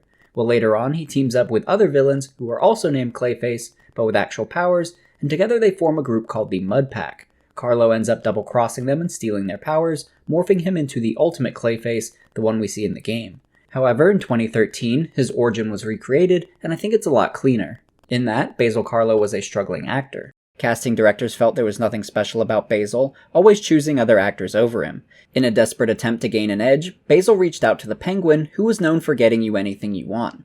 Penguin had just the thing, and offered him a mystical clay that could change his appearance. Through touching someone, the clay also gave him the ability to replicate their DNA, allowing him to perfectly mimic someone, which explains how he was able to so flawlessly mirror Joker's movements and mannerisms. With Carlo's new abilities thanks to the clay, he became a very successful actor, but it was short-lived. Carlo found it increasingly difficult to maintain his human form, eventually taking on the appearance of a monstrous blob of clay like we see him during the game. With his career now ended, Basil Carlo became Clayface and resorted to a life of crime to earn a living. Inside Arkham City, we also get a minor tease at his inclusion in the story outside the Monarch Theater, where we can see a poster for a movie he was in called The Terror. This is considered Carlo's best movie, and the end screen for it is visible in the background of this fight as well. I also think the Monarch Theater is a really fitting final location in the game for multiple reasons. Joker likes the thematics of putting on a show, Clayface was at one time a famous movie actor, and it's also the same location where Bruce Wayne's parents were murdered, so I think this was a clever location to use for the final battle. Speaking of which, Clayface is a really awesome fight. Using his clay abilities, he has a lot of range, making him effective at any distance. He also has quite the variety of attack animations, keeping you on your toes ready for anything. Since he's so malleable, we also can't attack him directly because he'll just absorb our hits. Our only chance is to use our freeze grenades to eventually freeze him in place long enough for us to strike. He also still has the sword in his back, so we'll use that to slice at him while he's frozen. We'll do this a couple of times, dicing him up into frozen chunks of clay. Afterwards, Joker decides to blow up the floor, sending us free-falling underground. Surprisingly, the Lazarus Pit was below the theater the whole time, and this is where the next phase of the battle will take place. Batman also still has access to the sword, so will occasionally use this in combat. Although he rarely uses one, in the comics, Batman is trained in sword fighting and is proficient in it. We get to see his skills on display, as Rocksteady give Batman all new attack and counter animations while we fight using the sword. I just want to point out again how awesome this is, because many development studios would shy away from creating new combat animations for a small segment of gameplay, since that means extra time and resources being spent on something unnecessary. I love that Rocksteady included this though, because it makes the combat feel fresh and exciting, and really elevates the moment. I will say though that this section was pretty tough. Clayface unleashes clay minions that we have to fight, and we also have to attempt to monitor and dodge Clayface's spontaneous attacks. While we're trying to juggle all of that, we also need to try and hit Clayface with as many freeze grenades as we can before he submerges back into the ground again. As challenging as it is, I think it's an excellent final battle because it tests you on everything you've learned throughout the game. You're multitasking a lot with your strikes, counters, and dodges, while also utilizing your quickfire gadgets. So for that reason, I think it was a well-designed final battle. But after freezing Clayface, Batman dives into his mouth and slices him from the inside out. This defeats Clayface, and Batman is finally given a moment to take the cure, healing him immediately. Meanwhile, Joker is on his way down and plans on jumping into the Lazarus Pit. Batman acts quickly and throws the sword at the electrical panel. This causes the generator to malfunction and fall towards the ground, sparking while dragging Clayface into the pit. This moment is interesting since I'm not immediately sure what it means for Clayface. The Lazarus Pit mixing with his clay will surely have some kind of reaction, so I'm interested to see if that plays any kind of role in Batman Arkham Knight, since I haven't really played ahead for that game yet. The generator explodes though, effectively destroying the Lazarus Pit, leaving the cure as the only option for Joker to survive. Quick! The cure! What are you waiting for? Come on! I killed your girlfriend, poisoned Gotham in hell! It's not even breakfast! But so what? We all know you'll save me. Every decision you've ever made ends with death and misery. People die. I stop you. you'll just break out and do it again. Think of it as a running gag. No!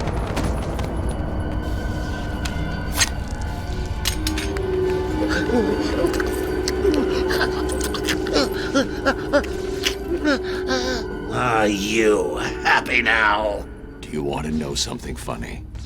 Even after everything you've done, I would have saved you.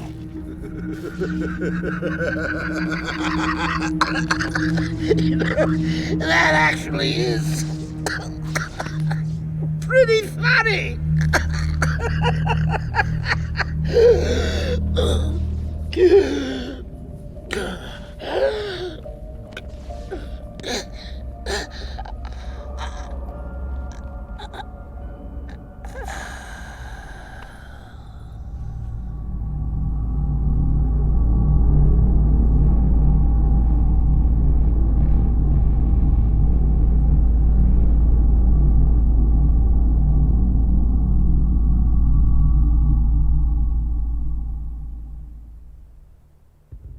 We next see the outside of the theater where a crowd of Joker's men wait as they cheer on their boss. However, the crowd goes silent as they witness Batman carrying Joker's lifeless body.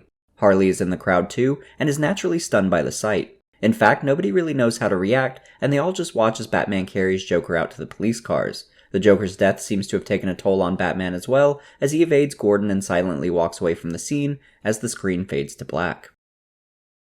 And that ends the story of Batman Arkham City. That's one hell of a way to end it too, with the death of the Joker. I thought the writing for this ending was absolutely brilliant though, and it carried a lot of weight. Throughout comics and other media, there's always the debate of whether or not the Joker and even many other villains exist because Batman exists. His existence invites challenge and ups the ante, resulting in costume villains emerging to take on that challenge. Joker is the most notable one, and he seems to be the yin to Batman's yang. You almost can't have one without the other. They're such an integral part of each other's lives now, and seem to be caught in a never-ending cycle of battling one another. Here, Batman is presented with the choice of saving Joker and keeping that cycle going, which would result in more innocent deaths. Or, denying the Joker the cure and letting him die. Batman states that he would have chosen to save Joker, and I honestly believe him. Honestly, I like the way things end for Joker here since he stabs Batman, causing him to drop the vial. Joker's final joke is on himself, and even he can't deny that the irony is humorous. The shot of Batman leaving the theater holding Joker in his arms is very striking as well, and is teased in the opening shot of the game, where we see the portrait of Cain and Abel, the duality of man.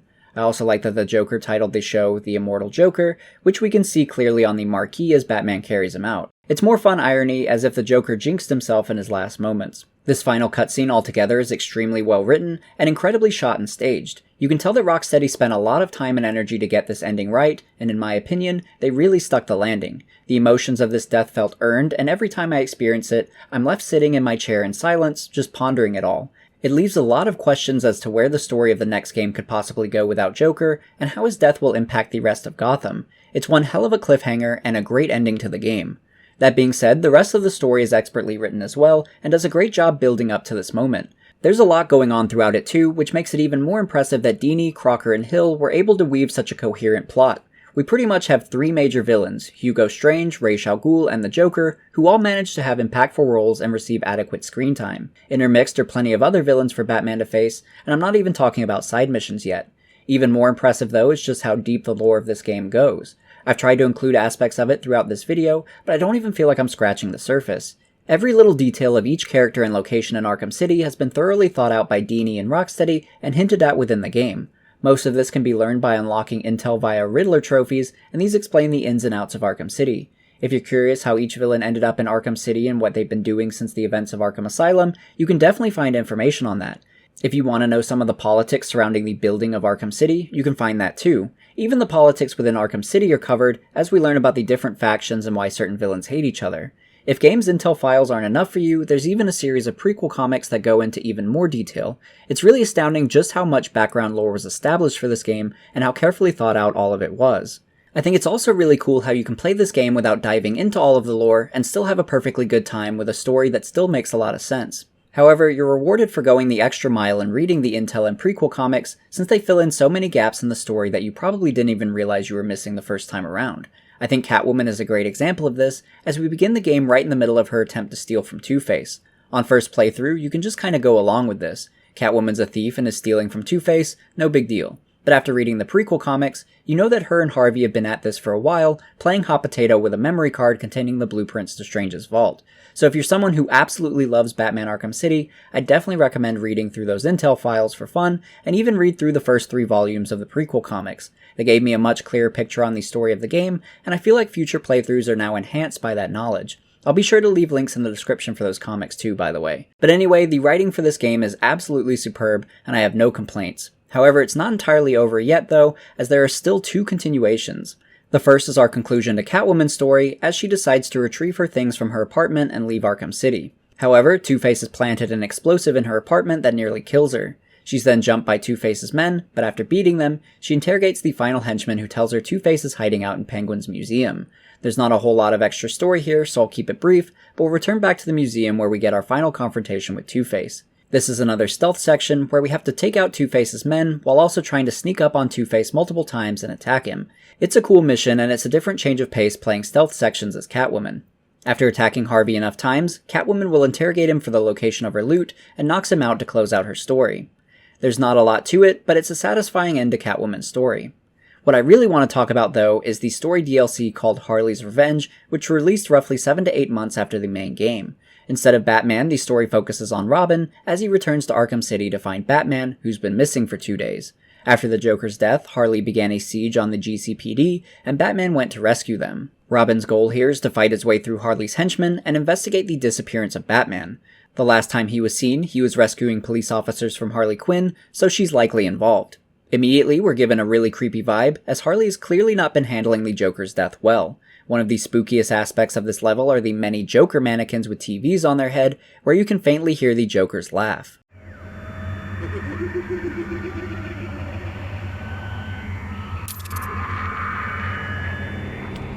It doesn't take long for Robin to find Harley holding the missing GCPD officers hostage, so we'll attempt to make our way to them next.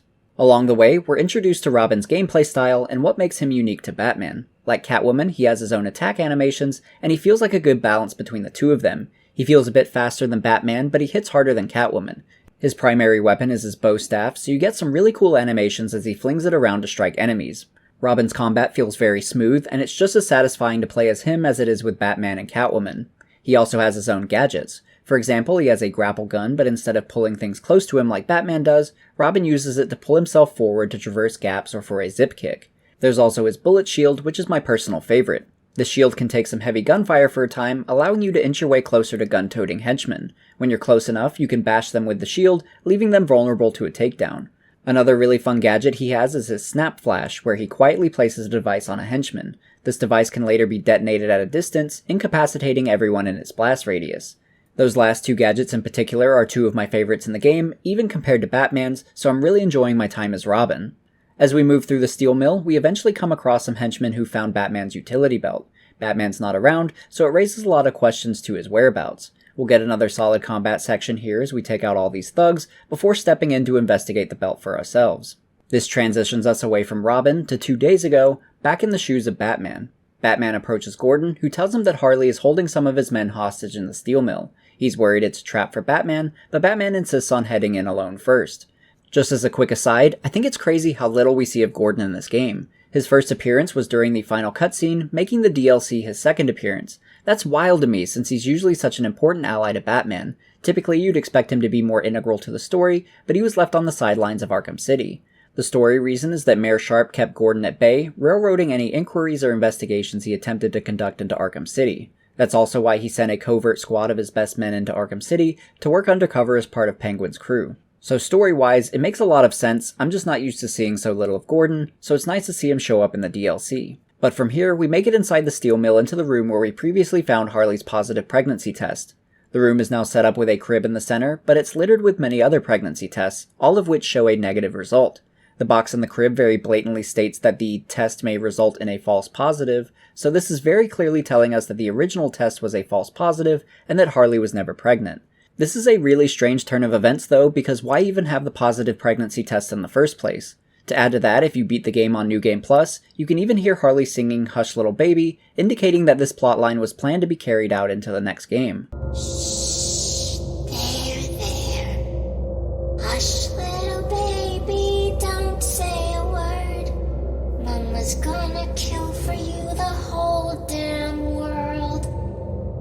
So why is it being abandoned now? What I think must have happened is that in between the events of the main game and the DLC, someone got cold feet on this idea and decided to walk it back. It should also be noted that Paul Dini did not write the DLC, so he had no hand in this decision. So it's curious that the pregnancy was retconned when he was no longer involved in writing the game. If I had to guess, I would assume the pregnancy was Dini's idea, and then once he didn't return to write the DLC, they decided to go a different way. Honestly, this really isn't a big deal, but it does make you wonder what the original vision for this story thread might have been. It's even more curious when you consider that leaked cancelled Damian Wayne game.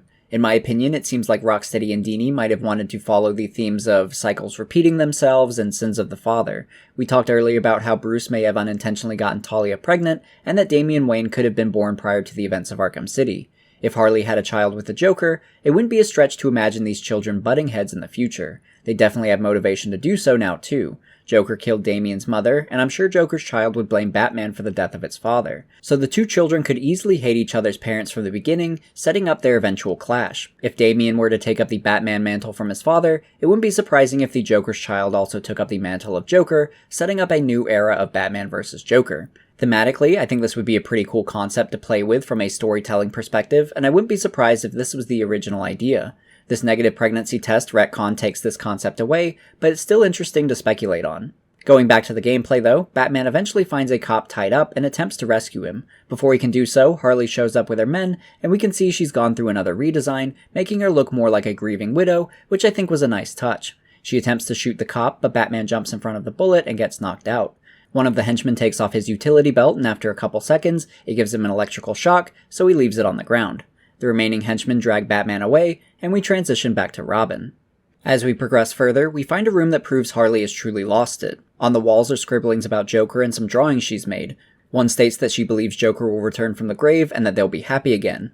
Another has a bunch of messages to Joker, and one states that she'll avenge his death. In the middle of the room we find Batman, who's encased in a ball with no air holes. Holding the ball is a giant Joker monument she's had built, and that thing is pretty creepy by itself.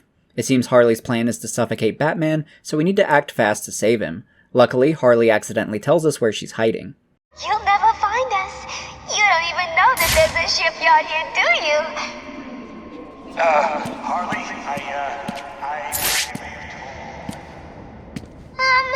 You should ignore what I said. I was joking. Yeah, that's it. Bye! When we make it to the shipyard, we find Harley protected by her henchmen. This leads to a stealth section as Robin, and plays similar to the Two-Face fight we had as Catwoman. We'll have to sneak our way around the map, and beat up Harley multiple times before taking her out for good. After attacking her enough and taking out her men, Robin gets a chance to interrogate Harley for the key. She tells him he'll never find it, but just like in Arkham Asylum, she's hidden it in her bra. Robin leaves her dangling from the catwalks, and we return back to Batman. Now that we have the key, we're able to free Batman from his trap, and as you would expect, he's very appreciative. What kept you? Ever heard of thank you? What happened to the cops? I guess not. From here, we play as Batman again as he defuses some bombs that Harley left lying around the steel mill. Afterwards, Harley breaks free and attacks us in the same room Batman was being held prisoner. She repurposes some old Wonder City mechanical guardians to fight us, while she fires rockets at us from afar. This was a pretty cool final combat sequence, and I enjoy the novelty of fighting the Wonder City Guardians. After defeating them all though, Harley threatens to blow up the entire steel mill with one final bomb. Batman is able to take the detonator from her, but it turns out it was a trick and the bomb was actually on a timer. Batman is still able to get both himself and Harley out before the explosion, but he isn't sure about Robin's fate. Batman has already lost one Robin before, so you can only imagine the guilt he'd feel for losing another. We actually get a good sense of his panic here during this final cutscene, although he'll go back to hiding his emotions by the end of it. What have you done? Now you know how it feels!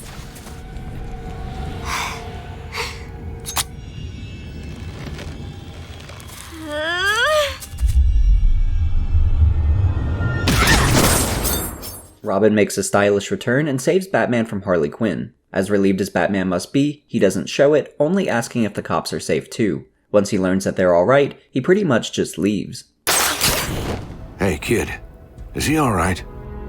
Yeah, sure. Of course he is. That ends the DLC though, and like with the main story, I thought it was really well written. I love that we got to spend some time playing as Robin, and I think he was a fun playable character. I also thought it was really interesting to hear things from a different perspective, since we're usually seeing things from Batman's point of view. There are moments where Robin and Oracle talk about Batman's subdued personality, especially after the death of the Joker, and it's really interesting to hear what the other members of the Bat family think about him. I also like that we get a better glimpse at what the relationship between Batman and Robin is like. Batman is very guarded with his emotions, even with the people he cares for most, which can be difficult for the other members. Just in this short DLC, we see how Batman can be very cold, distant, and unappreciative towards Robin, and how that affects him. But we also see that Bruce cares for him too, he's just not good at showing it. So overall, I think this DLC was a really interesting experience that we don't usually get in Batman games. I enjoyed it from a gameplay perspective, especially during my time as Robin, but I also really appreciated it for its additional character development and how it gave us a look at what things have been like after the death of the Joker. But I think we've spent more than enough time on the story and DLC, so now let's start to analyze some of the other aspects of this game, starting with the gameplay and extras.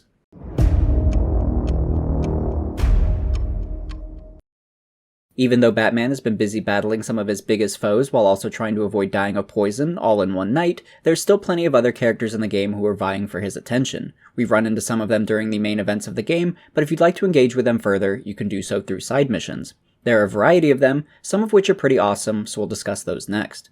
I think a good place to start is with Mr. Freeze, as we wrap up his story now that Batman is cured. As we briefly talked about earlier, Freeze's only true motivation is the safety of his wife Nora, who is cryogenically frozen. Currently, the Joker has her hidden away as leverage to get Freeze to make him a cure. We promise to find Nora and return her to Freeze, so we stick to our word. We track Nora to a random warehouse near the steel mill, guarded by Joker's men. Yeah, what are you... Oh, God. There's nothing to see in here. You should go away. After breaking in and defeating them all, we secure Nora. We'll next return to Freeze to give him the good news and her location. Freeze is grateful and apologizes for doubting us in the first place. If we return back to Freeze's location later, we can see he's created an ice path to the warehouse Nora is being held in. Inside the warehouse, we find Freeze standing beside his wife, thankful to have her back again. Is she not beautiful? Like a flower, frozen in time. Despite all the shit he put us through earlier in the game, it's heartwarming to see Freeze reunited with his wife, and this is a satisfying end to his story arc. Continuing on though, let's talk about another character we saw during the main story, our mysterious friend who's been watching us.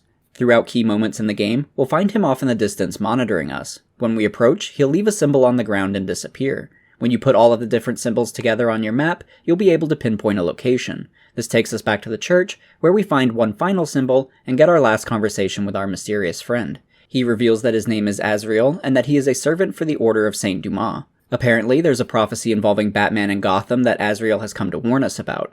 Dark days are coming, Batman. The prophecy is coming true.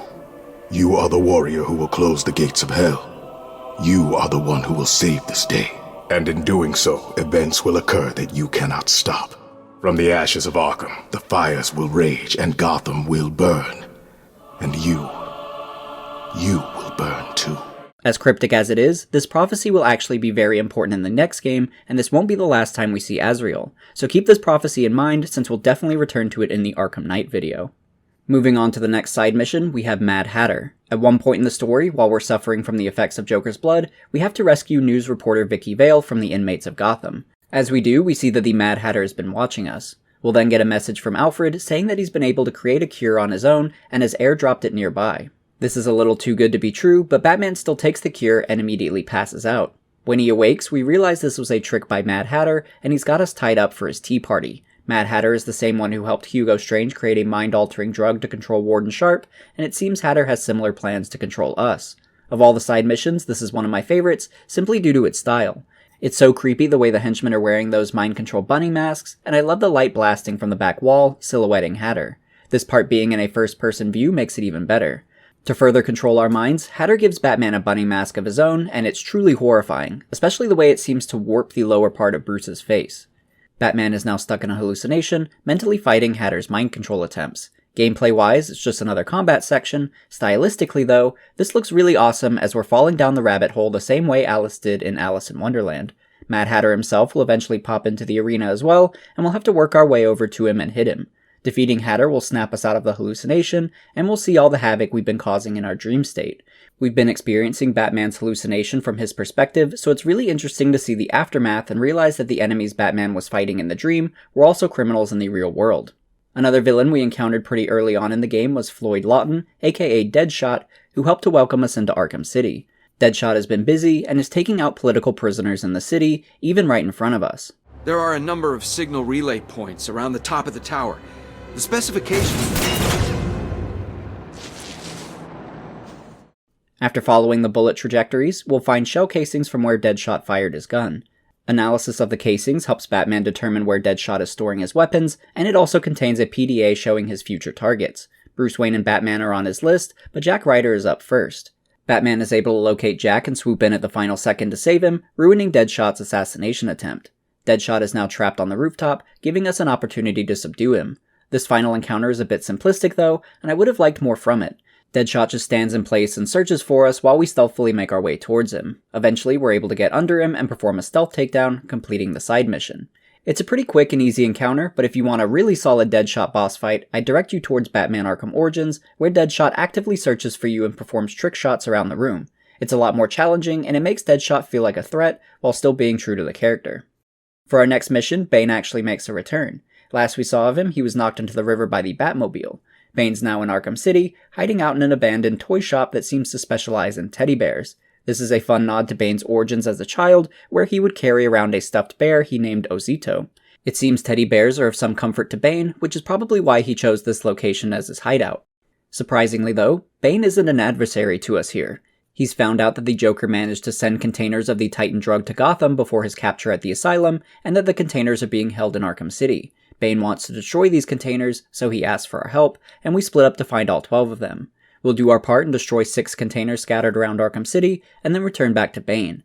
Instead of destroying his 6 containers though, Bane has brought them back here. Joker's men must have noticed this, and have decided to ambush us to steal the containers. This leads to a pretty cool section where we get to fight alongside Bane against Joker's men. However, even though we're meant to be allies in this moment, Bane will still occasionally take a few swipes at us, although he states it's an accident. Regardless, we defeat all the thugs with his help, and continue our conversation with Bane.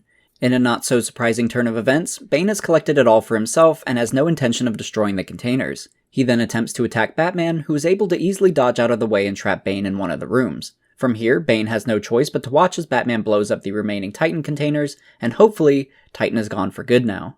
Another villain returning from Arkham Asylum is Victor Zsasz. As we explore around Gotham, we'll occasionally hear a payphone ringing. If we answer it, it'll be Zsasz on the other line. He states he's taken some people hostage, and that we have to find the next ringing payphone in a certain amount of time, or he'll kill one of them. This mission acts as sort of a time traversal trial, but I never found it to be too difficult to reach the payphones in time. Once you're there, Zsasz will tell you part of his life story, while you attempt to trace the call.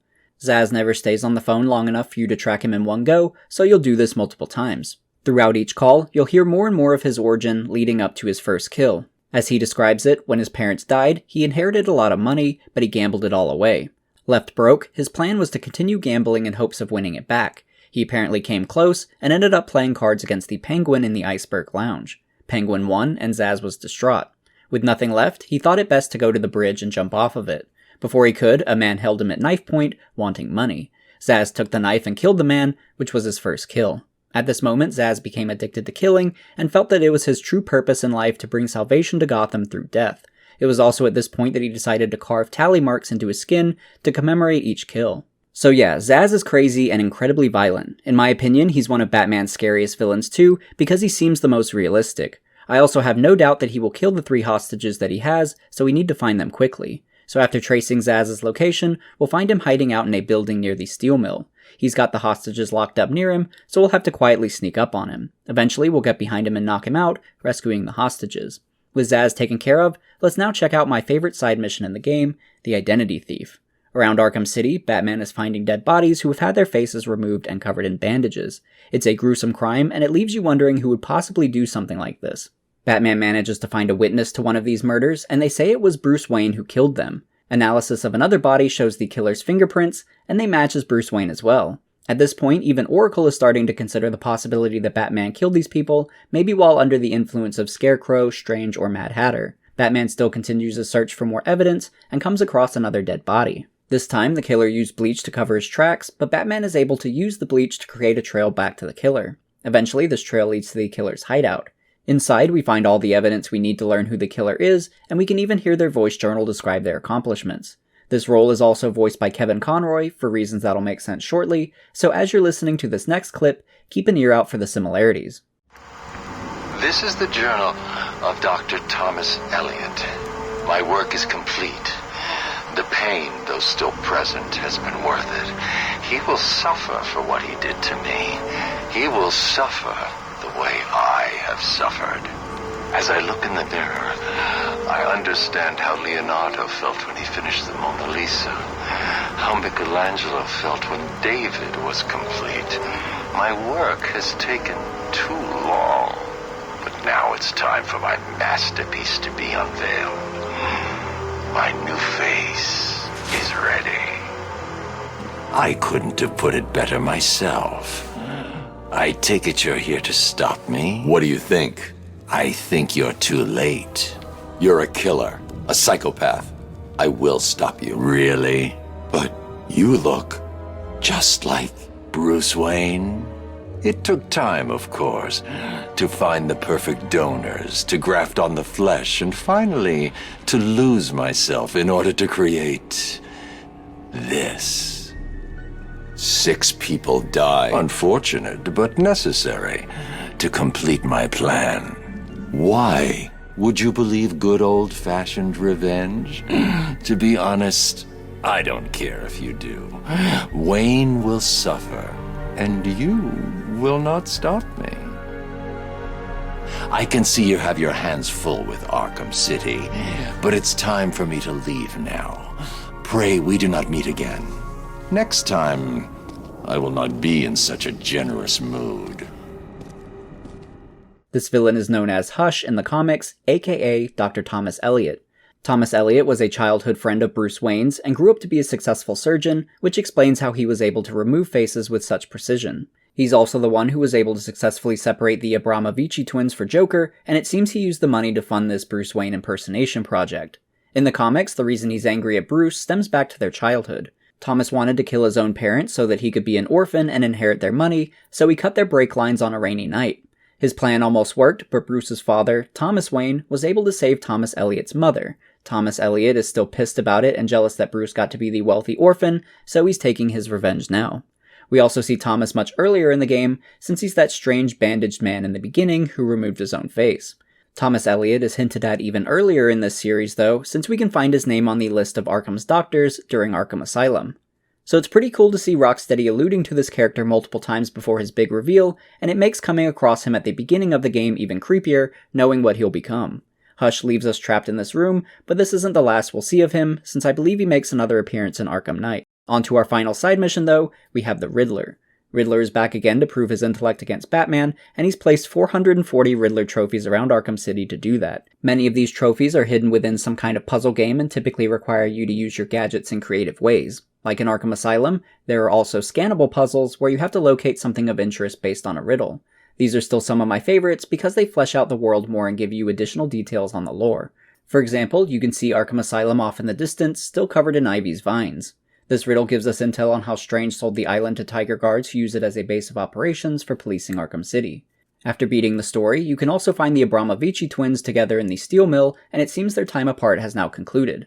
Some riddles also give you interesting background on the relationships between certain characters and why they like or dislike one another. For example, how the feud between Penguin and Joker started. In the intel files and in the prequel comic, we learn that when Penguin opened the Iceberg Lounge, he invited Joker and Harley to attend. While they were seated though, Penguin's waitress accidentally tripped and spilled a drink on Joker. It was an accident, but Joker doesn't let those kind of things slide, so he decides to spray the waitress with an acid flower. Not only was this a malicious act on his staff, but it was also really bad for business. From here, Penguin initiated a no clowns policy in the Iceberg Lounge, and so began their hatred towards one another. So there's some really interesting stuff to read about that are tied to these riddles, and I liked how much they fleshed out the story and characters. Along with these puzzles, there are also some breakable objects in the city, like Tiger cameras and Joker's balloons. Those are my balloons. Completing more of these puzzles progresses Riddler's side mission, since not only has he placed a bunch of trophies around the city, but he's also taken hostages. He's placed them in challenge rooms, and the location will only be given to you when you complete a certain amount of Riddler's puzzles. Once a challenge room is found, Batman must overcome its obstacles and tricks to save each of the hostages. I thought these rooms were usually pretty fun, and I enjoyed the puzzles within them. Another new addition that I like is that you can learn about Riddler trophy locations by interrogating Riddler's undercover henchmen around the city. They'll be highlighted in green, and if you save them for last, they'll tell you all the locations where they hid trophies. This made uncovering trophy locations a lot of fun, and it mixed up the combat a bit when you have to save one specific enemy for last. Batman also has a variety of interrogation lines, and this one is one of my favorites. Please don't lie to me. I only just got Riddler's last informant's blood off my face. Oh god, no. I'll tell you everything. I'm still a little lukewarm on the Riddler trophy hunt overall though, mostly due to the amount of them. The puzzles themselves can be fun at times, and there are certainly some unique ones. However, 440 trophies is a lot, which makes it quite the grind to get them. I complained about this a bit in both the Batman Arkham Origins and Asylum videos, but in Arkham City, I at least like that there's a good reward at the end of collecting them all. Once you collect all the trophies and are able to find Riddler's hideout, you can actually go confront him. Inside the room, he has a bunch of police officers and doctors strapped to devices that pull them along. If they stop walking, it'll kill them. It's pretty creepy to see them being dragged along, and it feels like something out of a Saw film. After sneaking around them, we'll quietly get the drop on Riddler and perform a stealth takedown from below. What?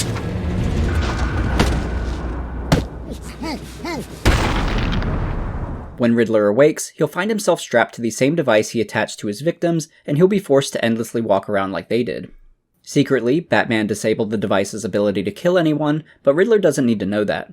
So even though there are a ton of Riddler trophies to find, being able to interact and take down the Riddler for the first time was a satisfying reward.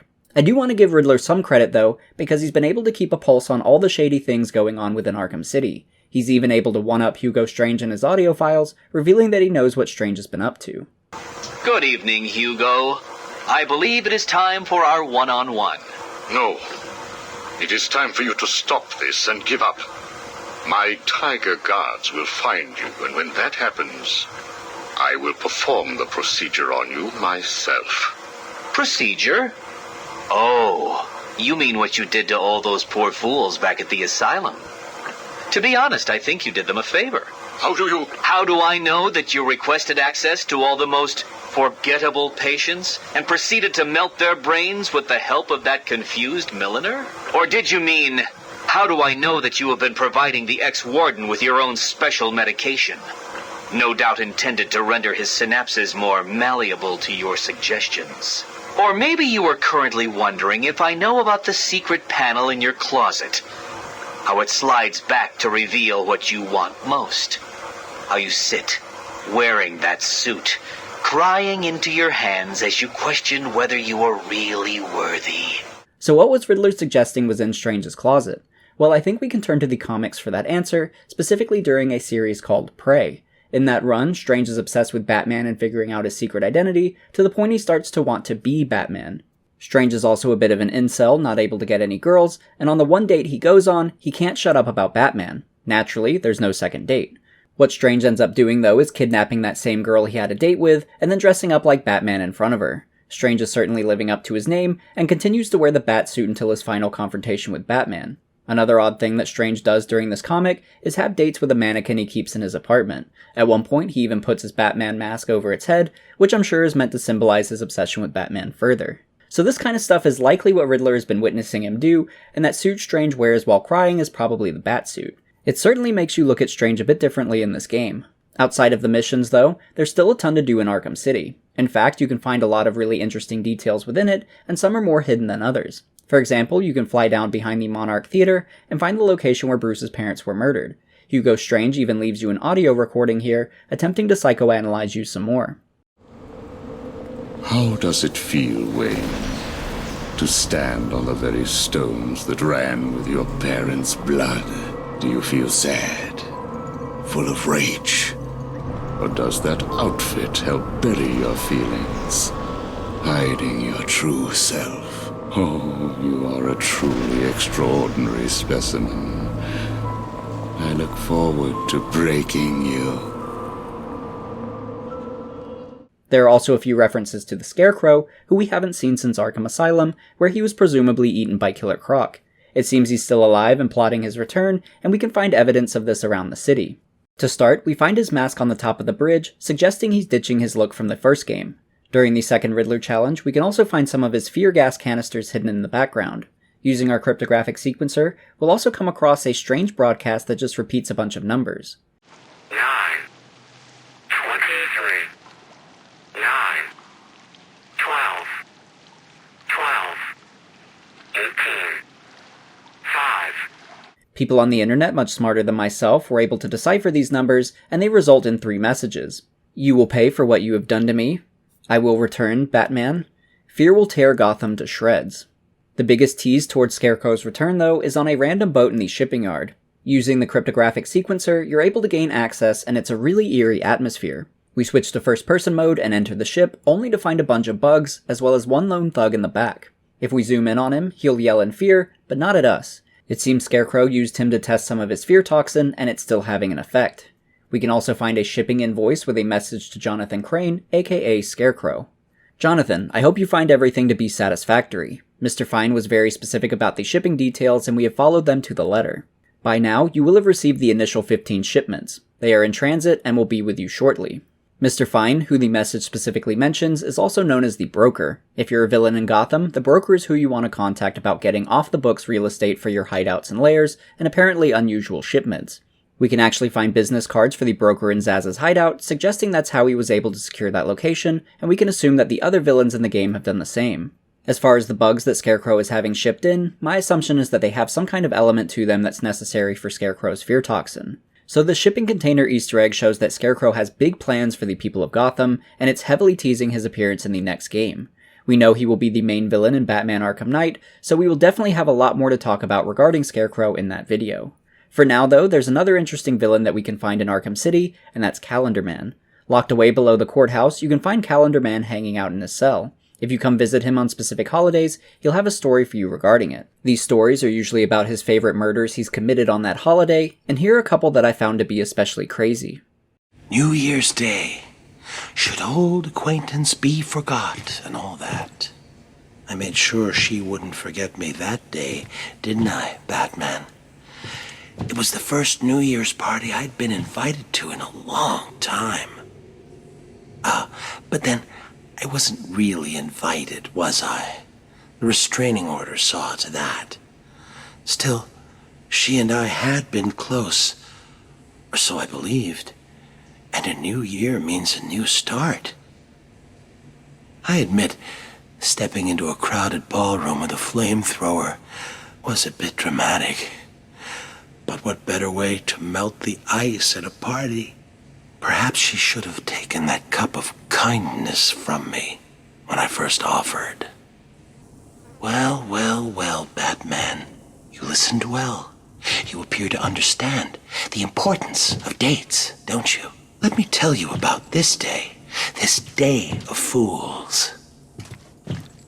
I remember clearly that I watched her for days, waiting for the perfect moment. It was cold that March. It felt like spring would never come. They drank coffee, and she confessed her life lacked surprises. For 6 more days, I watched. April 1st, 5:22 a.m. I finished cutting through the brake lines of her car. From the camera I placed on her dash, I saw her panic.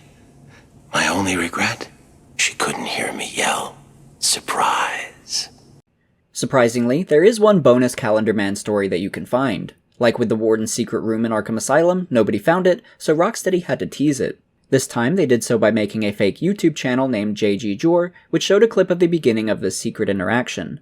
The YouTube channel Batman Arkham Videos was able to solve this using the date in which Rocksteady was founded. So if you set your console or PC's date to December 13th, 2004, you get this message from Calendar Man. Well, well, well. And on today of all days, do you remember my early work? Flawed, but it showed promise. Just like you. As your skills improved, I perfected mine. Starting with seasons and moving through the weeks, I became stronger. My work more elaborate. Days were the secret, Batman, and the end of days is coming. I was there at your beginning, and I will be there at your end. Like with Azrael, Calendar Man is alluding to the finale of the third game. Without spoiling the ending of that game, Calendar Man will in fact be there, and we'll definitely discuss it in the next video as well. Still, it's awesome that Rocksteady are thinking so far ahead and planting little teases towards the finale of their series in this game. While we're on the topic of exploration, I should also mention that you can freely explore Arkham City with Catwoman as well as Batman. She even has her own Riddler trophies to find, although they pretty much just boil down to you climbing on the ceiling to reach them. Since she doesn't have a cape, Catwoman has her own unique traversal method as well. She'll use her whip to launch herself to an area and then leap from point to point until reaching her destination. These leaps act as little mini-games where you have to time your button presses to get a speed boost. If you're too slow or too early, it'll delay Catwoman's leap and make the traversal feel slightly slower. For what it is, I like Catwoman's traversal, and I think it's true to her character. I don't really enjoy the button press feature, but it does the trick and keeps me engaged with her movements. Outside of that, she's pretty fun to play as overall. Like we discussed earlier, her combat is completely unique to Batman's, with her own animations and gadgets. She's much faster than Batman, but doesn't hit with the same impact. I think that's a good way to differentiate the two of them, and it's a lot of fun to watch just how effective of a fighter Catwoman is. That's important because I always feel like the stakes are higher when I'm fighting as Catwoman. Thugs always taunt you during fights, whether you're playing as Batman or someone else, but it's much worse for Catwoman. A lot of them call her a bitch, and she'll get sexually harassed by them a lot too. I'm gonna kill you, bitch! I like the outfit, Cat. Take it off. So due to this, it's especially satisfying kicking the asses of Arkham City's inmates. What's also fun is visiting all of the main villains that Batman has locked up throughout the story. Catwoman can talk to them, and she has unique dialogue with each of them. Here are a couple of examples. Well, isn't this nice? I guess Batman found your wife after all. Yes, my beautiful Nora is now safe. So, is now a good time to talk to you about an idea I had to steal the Pharaoh's diamond from the Egyptian Museum? It's really hot there, and, well, all this latex really makes a girl sweat. Leave me with my wife, Catwoman. Just asking, Freeze. Just asking. Get me out of here. It's that kind of attitude that gets you in these kind of situations. If you don't open this door, I'll kill you too. Will you really? See you later, Bane. Hopefully next time you'll know how to talk to a lady. What the hell are you supposed to be? Piss off! Really? Okay, if you insist. Oh, I forgot to say, speak to me like that again, Penguin, and I'll show you just what it feels like for a poor little bird to be torn apart by a cat. Please, don't hurt me! I didn't mean it! That's much nicer. See? You can be nice, Oswald. See you around. But overall, I thought Catwoman was a really well-crafted playable character, and I love that we're able to free roam as her. I think her combat and animations are perfect, and I appreciate that Rocksteady were willing to add her to the game in such a significant way. After beating the game though, if you feel like you still want more from Arkham City, Rocksteady included a New Game Plus mode where you can replay the story with all of your upgrades. However, tougher enemies will be thrown at you, and the counter indicator above their heads will be removed. I always love when games include New Game Plus, since I think it adds a lot of replay value and makes your second playthrough feel like a fresh experience again. I think the removal of the counter indicators is also a great idea, since this significantly ups the challenge of the combat, forcing you to really focus on enemy body language and mind your surroundings. What's even more fun though is that Rocksteady added some extra moments that are exclusive to New Game Plus, changing up some of your interactions. One of my favorites is from an early moment in the steel mill. In the standard game, you'll enter a room where guards have guns pointed at a door, waiting for you to pop out. So you grapple up high and sneak around them to take them out. In New Game Plus, you'll do the same thing, but now there's a guard behind the window in the next room. Batman comments that nobody will be able to hear him from the other room, so he won't be able to warn his friends. So when you drop down, the enemy starts to freak out, trying to warn his buddies of what's about to happen, but it's no use. I thought this was a really funny moment, and little things like this just show how much fun Rocksteady are having with this game. Speaking of fun details, there's also a big head mode, which you can trigger at any point in the game. This gives Batman and all the other characters in the game a big head, hands, and feet. It's pretty funny to cruise around Gotham like this, and if you've ever dreamt of a Funko Pop Batman game, this is the cheat for you. But now I'd like to take a step back to the main menu of the game and discuss some of its cool features. It took me forever to realize this, but as Batman transitions throughout the background of the menu, it's not just for cool poses. It's actually the sequence of him fighting enemies, and at the end of each phase, a random villain will be at the end of it. From what I can tell, the random villains you can get at the end are Joker, Harley Quinn, Solomon Grundy, and Mr. Freeze. So nothing too crazy, but I thought that was a fun addition to the main menu itself. Another exciting feature is the Riddler's Revenge section. This contains challenge maps, and when you first enter into it, you're asked to pick a character. We've talked a good bit about Batman, Robin, and Catwoman, but we also get a bonus character for this mode, Nightwing. We haven't seen Nightwing at all in the main story, and I don't think he's even mentioned during it, so you may be surprised to learn that he's in Gotham the whole time, mostly just helping out around the Batcave. Still, it's really exciting to see him playable in the game, and just like with the other characters, Rocksteady has done an excellent job with Nightwing's combat. They really emphasize his skill with his eskrima sticks, as well as his background as an acrobat. He moves very precisely and acrobatically, but also with a lot of flair. You get a strong sense that Nightwing is having a lot of fun during these fights, to the point it feels like he's showing off. I love how much personality is included in the combat animations for these characters, and I think it's especially evident with Nightwing, and probably Catwoman. Nightwing also has a pretty awesome selection of gadgets. Probably the coolest one is his wrist dart, which puts you in first-person mode as you aim for your target. Successfully hitting an enemy with one of these will temporarily stun them, but a headshot will take them down for the rest of the challenge. I also really love his eskrima stick, which can be aimed and thrown at enemies. However, it always ricochets off something, which makes it even cooler to throw around. It makes it feel like Nightwing is constantly performing trick shots, and again, I think that gives more personality to his fighting style. So Nightwing ended up being one of my favorite characters to play as, and I think Rocksteady really nailed his combat style. My only complaint is that I wish we could have been able to free roam Arkham City with Robin and Nightwing the same way we could with Batman and Catwoman. Still, I'm just happy they're playable in the game regardless. For each of these playable characters though, there are also a variety of outfits to choose from. Batman has the largest selection, and there are some pretty cool picks. First up is his look from the animated series, where he was originally voiced by Kevin Conroy. Paul Dini also wrote that series, so I think it's a great homage to the show to have that outfit included in the game. Catwoman, Robin, and Nightwing also get their animated show appearances as outfits, and each one looks incredible. Sadly though, this ends up being Nightwing's only alternate outfit, but it's still a good one nonetheless. Next up for Batman is the Dark Knight Returns suit. This is from his popular comic series of the same name, written by Frank Miller, and features an older Bruce Wayne returning as Batman. It's an excellent story, and in my opinion, one of his more intimidating suits in the game. There's also Batman Year One, which as the name implies, is based off a comic series showcasing Bruce Wayne's first year as Batman. It's a very sleek, bare-bones suit, and looks really good in the game. Next is Earth 1 Batman, based on the Earth 1 comic written by Jeff Johns. This series offered a retelling of Batman's origin, and I think the suit is an excellent modernization of his classic look. The next suit is sure to be a fan favorite, and that's the Batman Beyond skin. This suit is based on the Batman Beyond animated series, which took place in the future, where Bruce Wayne passed on the Batman mantle to Terry McGinnis. Bruce acted as a mentor to Terry, and was still voiced by Kevin Conroy, so an excellent inclusion for the game, and one of my personal favorites to use.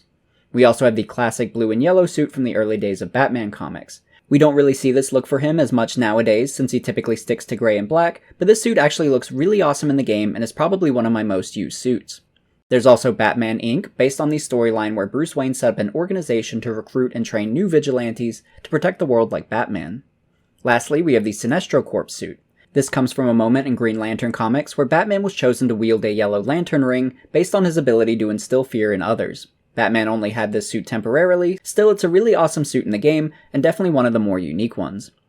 The rest of the playable characters don't have quite the selection Batman has though. We already talked about their animated suits, leaving Catwoman and Robin with only one alternate outfit.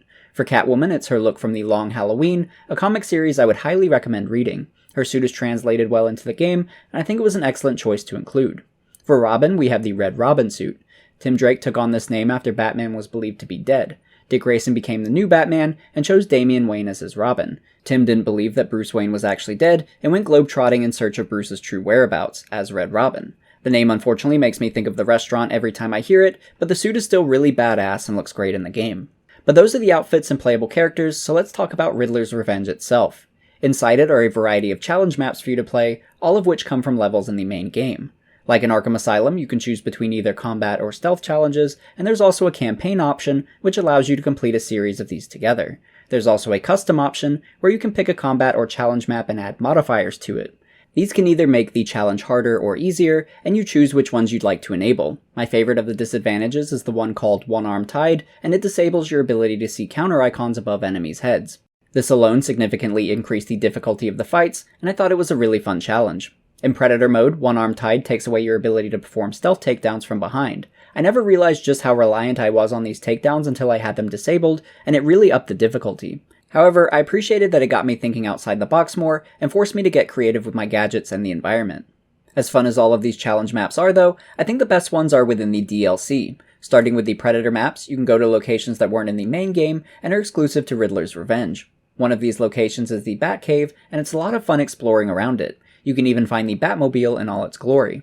There's also a level taking place above ground, where you can stealthily take out enemies in Wayne Manor. This is another location we haven't seen in the Arkham series yet, so it was really cool getting a glimpse of the manor and taking out enemies within it. Two of my favorite combat maps are also in this DLC section, one of which is the Iceberg Lounge. In this map, you're faced against an infinite number of enemies, so it's a really good test of skill and endurance. This was the map that I had the most fun bringing all the playable characters into, and probably the one that I played the most.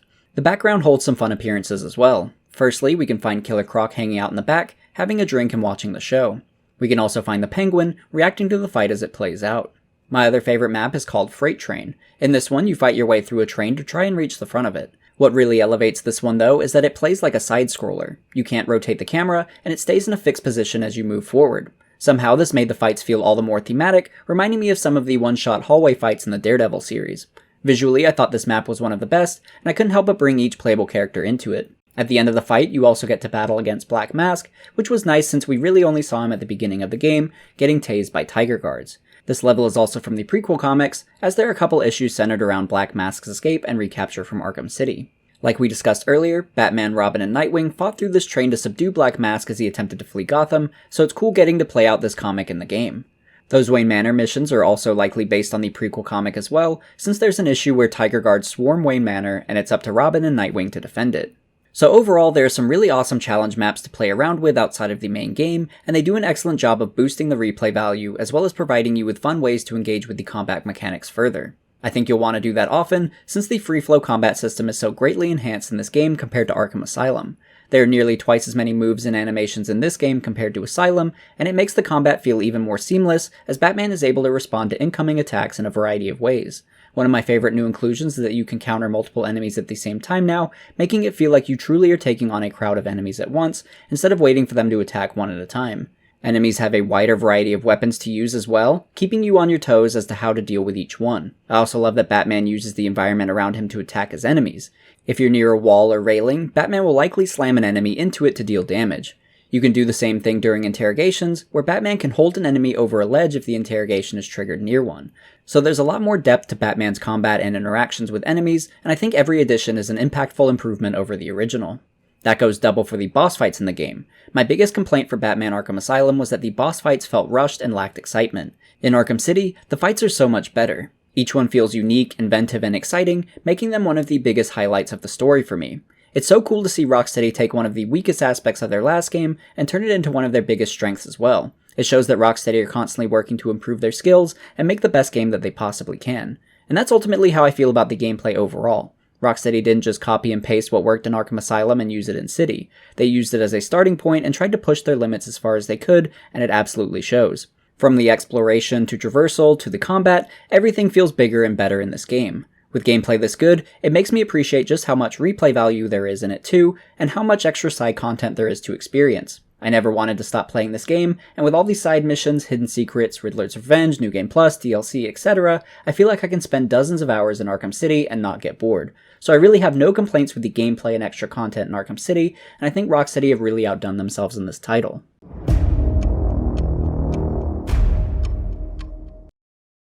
As with everything else in this game, the sound design is top-notch, and Rocksteady spared no expense on getting it right. To start, the voice cast is jam-packed with some extremely talented voice actors, but for the sake of time, I've picked out a few in particular that I'd like to highlight. First and foremost, there are the two leads, Kevin Conroy as Batman, and Mark Hamill as the Joker. They're reprising their roles from the last game, as well as Batman the Animated Series, where they originally began voicing these characters. Batman the Animated Series premiered in 1992, and prior to being cast as Bruce Wayne, Kevin Conroy was an actor for a variety of TV series such as Cheers, Matlock, and Tour of Duty. After being cast as Bruce Wayne, his career really took off and became centered around that character. From then on, he would primarily return to voice the character in various other shows, movies, and games, and for many people including myself, become the quintessential voice for Bruce Wayne. So it's really great to see him return in Batman Arkham City, and it really elevates the quality. In a behind-the-scenes video for the game, Kevin talks about the character a bit, and it's really cool hearing his natural voice outside of voicing Bruce Wayne. Because of the complicated character, Bruce Wayne and the Joker, there's a sort of a mutual respect there. Even though he knows he's insane, and he knows he has to be controlled, he would never want to kill him. whereas the Joker is constantly trying to kill Batman. As far as Mark Hamill, he had a much more prestigious career prior to Batman the Animated Series, most notably as Luke Skywalker in the original Star Wars trilogy. Like Kevin Conroy, Mark Hamill would reprise his role from Batman the Animated Series many times after its initial run, but unlike Conroy though, Mark has played a much larger variety of roles outside of the Joker, and has appeared in multiple TV series as well. Outside of Batman, it looks like we'll be discussing Hamill again on this channel in a future video, as he's credited with voicing Wolverine in the X2 Wolverine's Revenge game. I've gotta know what that sounds like, so expect that video in the future. In that same behind-the-scenes video, we can also see just how animated Mark Hamill becomes when voicing the Joker, and what the recording process looks like for both he and Conroy. It's really awesome seeing how these two work together, and the process for bringing these characters to life. However, the behind-the-scenes video highlights another member of the cast alongside them, and that's Stana Katic, the voice of Talia al Ghul. Prior to voicing this role, Stana was an actress appearing in shows and movies such as ER, 24, The Spirit, and Quantum of Solace. Apparently, she was a big fan of the comics, and really dove deep on the character of Talia. In that video, we can hear some of her thoughts on the character, as well as her recording her performance. I think Talia is really interesting because she skirts the line between good and bad, and you're not sure if she's completely aligned with the bad guys or the good guys. You didn't need to get yourself arrested to see me, Bruce. After that night we spent in Metropolis, you could have just called. She has this dichotomy in that she's sexy and she's vulnerable, and there are some things that can pull at her heartstrings that she will fight for that suggest that she's more than just like a cold assassin. She's got something that she's willing to risk her life for. I think she does an excellent job voicing Talia, a character that I thought was really cool in this game. I was actually pretty disappointed when Talia died at the end, since I was hoping to see her return in future games. Continuing on though, along with Kevin, Mark, and Stana, there are some other voice actors I want to highlight. One of which is Troy Baker, who voices Robin and Two-Face in the game. Troy is an extremely talented and popular voice actor, and you'll probably recognize him best as the voice of Joel in The Last of Us. Troy also had another big role in the Arkham series, later voicing the Joker in Batman Arkham Origins. I have an entire video dedicated to that game that you can check out, and Troy is brilliant in the role. It's not easy to step into an iconic role after Mark Hamill, but Troy does an excellent job with it, so it's no surprise that he's really good in Arkham City as well. I think Troy suits the role of Robin, and I was very pleased with his portrayal. However, I really want to emphasize how good he is as Two-Face. Portraying the two sides of Harvey's personality through his voice isn't easy, but Troy seems to do it effortlessly. It's so good that you can easily tell when the Harvey Dent side of the personality is talking versus when the Two-Face side is talking. It never comes off as cartoonish either, and I like how raspy and sinister the Two-Face voice is. I think a great example of this is during one of the Two-Face audio logs, where you can hear Troy alternate between the voices. What is it, Strange? Are you enjoying this? Not in the slightest. Let's go back further. You were a rising star, a beacon of light for this city. A white knight riding in to save it, with a dark knight not far behind. You can leave him out of this. He's wrong. They all are. No one understands the beauty of fate's hand. I'm grateful to Falcone. He gave me a clarity, a purity that few will know. Everything boils down to a simple choice. This way or that way. Good or bad. Another talented voice actor that really brings their character to life is Nolan North as the Penguin. Like Troy Baker, Nolan North is probably one of the most popular voice actors in gaming right now, and for good reason. They both lose themselves to the character, and their natural voices become indistinguishable from the character they're portraying. I really like Nolan's approach to the character of the Penguin, and I think it really suits his personality in this universe. Listen, I'm what you might call a collector. If someone wants it, I like to think I've got it. And if I don't have it, I'll get it. So here's the thing. Back there, I've got a cabinet with your name on it, just waiting to be filled. And, as luck would have it, here you are, standing just where I want you. So, what do you think? Are you gonna be a good boy and give up nicely? We also have Harley Quinn returning from Arkham Asylum, but with a new voice actress. In the first game, Harley was voiced by Arlene Sorkin, the original voice actress from her debut in Batman the Animated Series. In between the two games though, Arlene retired, so Tara Strong was cast as the character. I think Tara does an excellent job living up to the quality standards left behind by Arlene, as well as keeping the voice of Harley true to character. So anyway, here's the deal. Mr. J is really not up to a visit right now. He's not feeling himself. Well, actually, he was earlier, but that's not what I meant. Keeping his streak in these retrospective videos going is once again Steve Bloom, this time voicing Killer Croc. Killer Croc only shows up as a secret cameo like we saw earlier in the video, but it's still awesome to see him appear in the game, and Steve does a good job of making Croc sound menacing. There are a ton of other extremely talented voice actors that played a role in this game, and they all did a great job with their characters. I think the quality of the acting in this game is immense, and I have no complaints with any of their portrayals. Continuing on to other aspects of the sound design though, I next want to talk about the Foley artist. In the behind the scenes video, Rocksteady show us how all of the sound effects in the game are created, and it's a much more inventive process than you'd think. In this clip, John Roche describes the art and demonstrates some of the effects. For example, he showcases how they created the sound effects for punching Mr. Freeze's armor, and it's made using an old roller skate and a motorcycle helmet. Another example shows us bone breaks, which are created using stalks of celery. I'll demonstrate.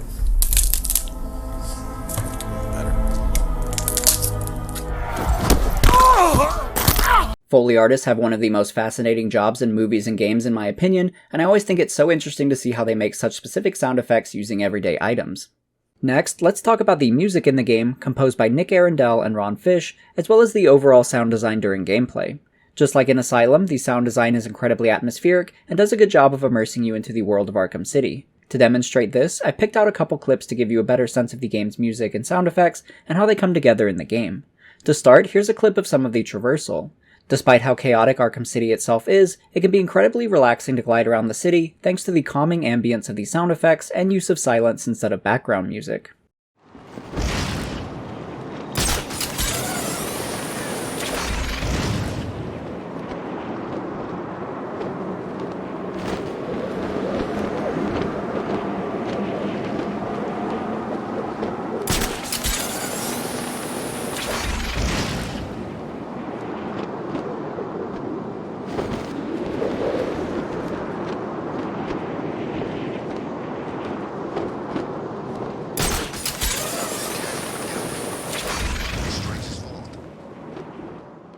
Next, I want to play a combat clip. You can hear a lot of the great punches, kicks, and bone breaks in action, as well as a much more high-tempo music track to really give you that fast-paced feeling.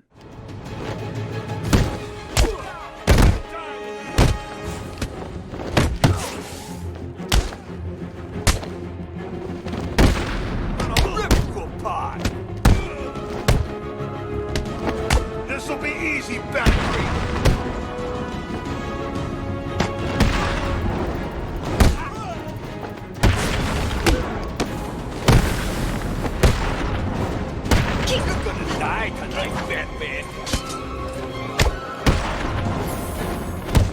Believe it or not, there was also a soundtrack release for the game that featured some popular bands, such as Panic at the Disco, Coheed and Cambria, and Daughtry. Unfortunately, I can't play any of those tracks here, but I definitely recommend checking it out for yourself if you're interested, and I'll leave a link below in the description.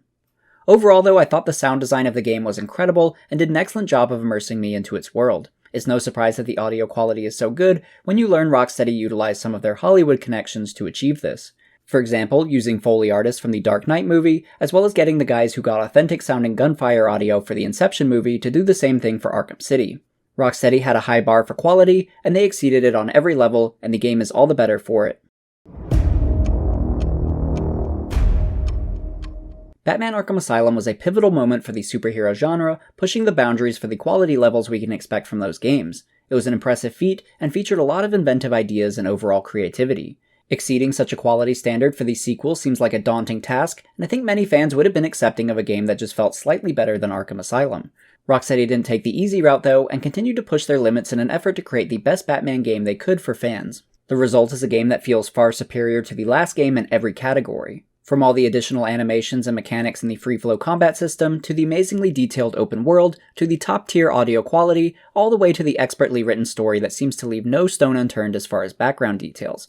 Batman Arkham City feels like double the game, and far more expansive than the original, which is really saying something considering Arkham Asylum was a 10 out of 10 game.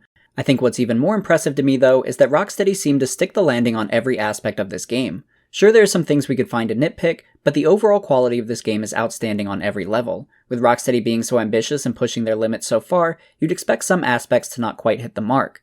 I don't feel that way with Batman Arkham City though. Everything feels executed in a way that I'm satisfied with, and I never really feel like anything is lacking, at least not anything important. I'm so impressed by what Rocksteady were able to achieve with this game, and it's one that I never get tired of playing. It's also a game where every time I replay it, I feel like I'm finding something new in it or appreciating a new aspect of it. It's a phenomenal, high-quality experience, so therefore there's no way I could give it any less than a 10 out of 10, and it probably deserves more. But now the question is, can Rocksteady do it again with Batman Arkham Knight? And the answer to that is what I plan on exploring in the next video on this channel. I've played Arkham Knight before, but it's been quite a while, so I'm really anxious to see how it's held up and how it compares to the other games in the series. As chock full of content as Arkham City was, Arkham Knight is even more stacked, so this one may take me some time. So in the meantime, if you enjoyed this video, I'd recommend checking out the other videos I have on the Arkham series, especially Arkham Origins. That game was developed by WB Montreal and not Rocksteady, but Rocksteady provided all of their code to be used on the game. Since it wasn't a Rocksteady game, I think it was overlooked, but it actually brings some really unique flavor to the series, and I praise its impressive visual style as well as its storyline and character development. So check that one out if you haven't already. If you're into superheroes in general, I also have a ton of Marvel retrospectives for you to check out, some of which even include developer interviews. If you enjoyed this video, I'd also appreciate it if you gave it a like, since it helps the channel out more than you'd think, and you can subscribe for more future content like this. But I think that wraps up my thoughts for this video, so thank you everyone for watching, and I'll see you in the next one.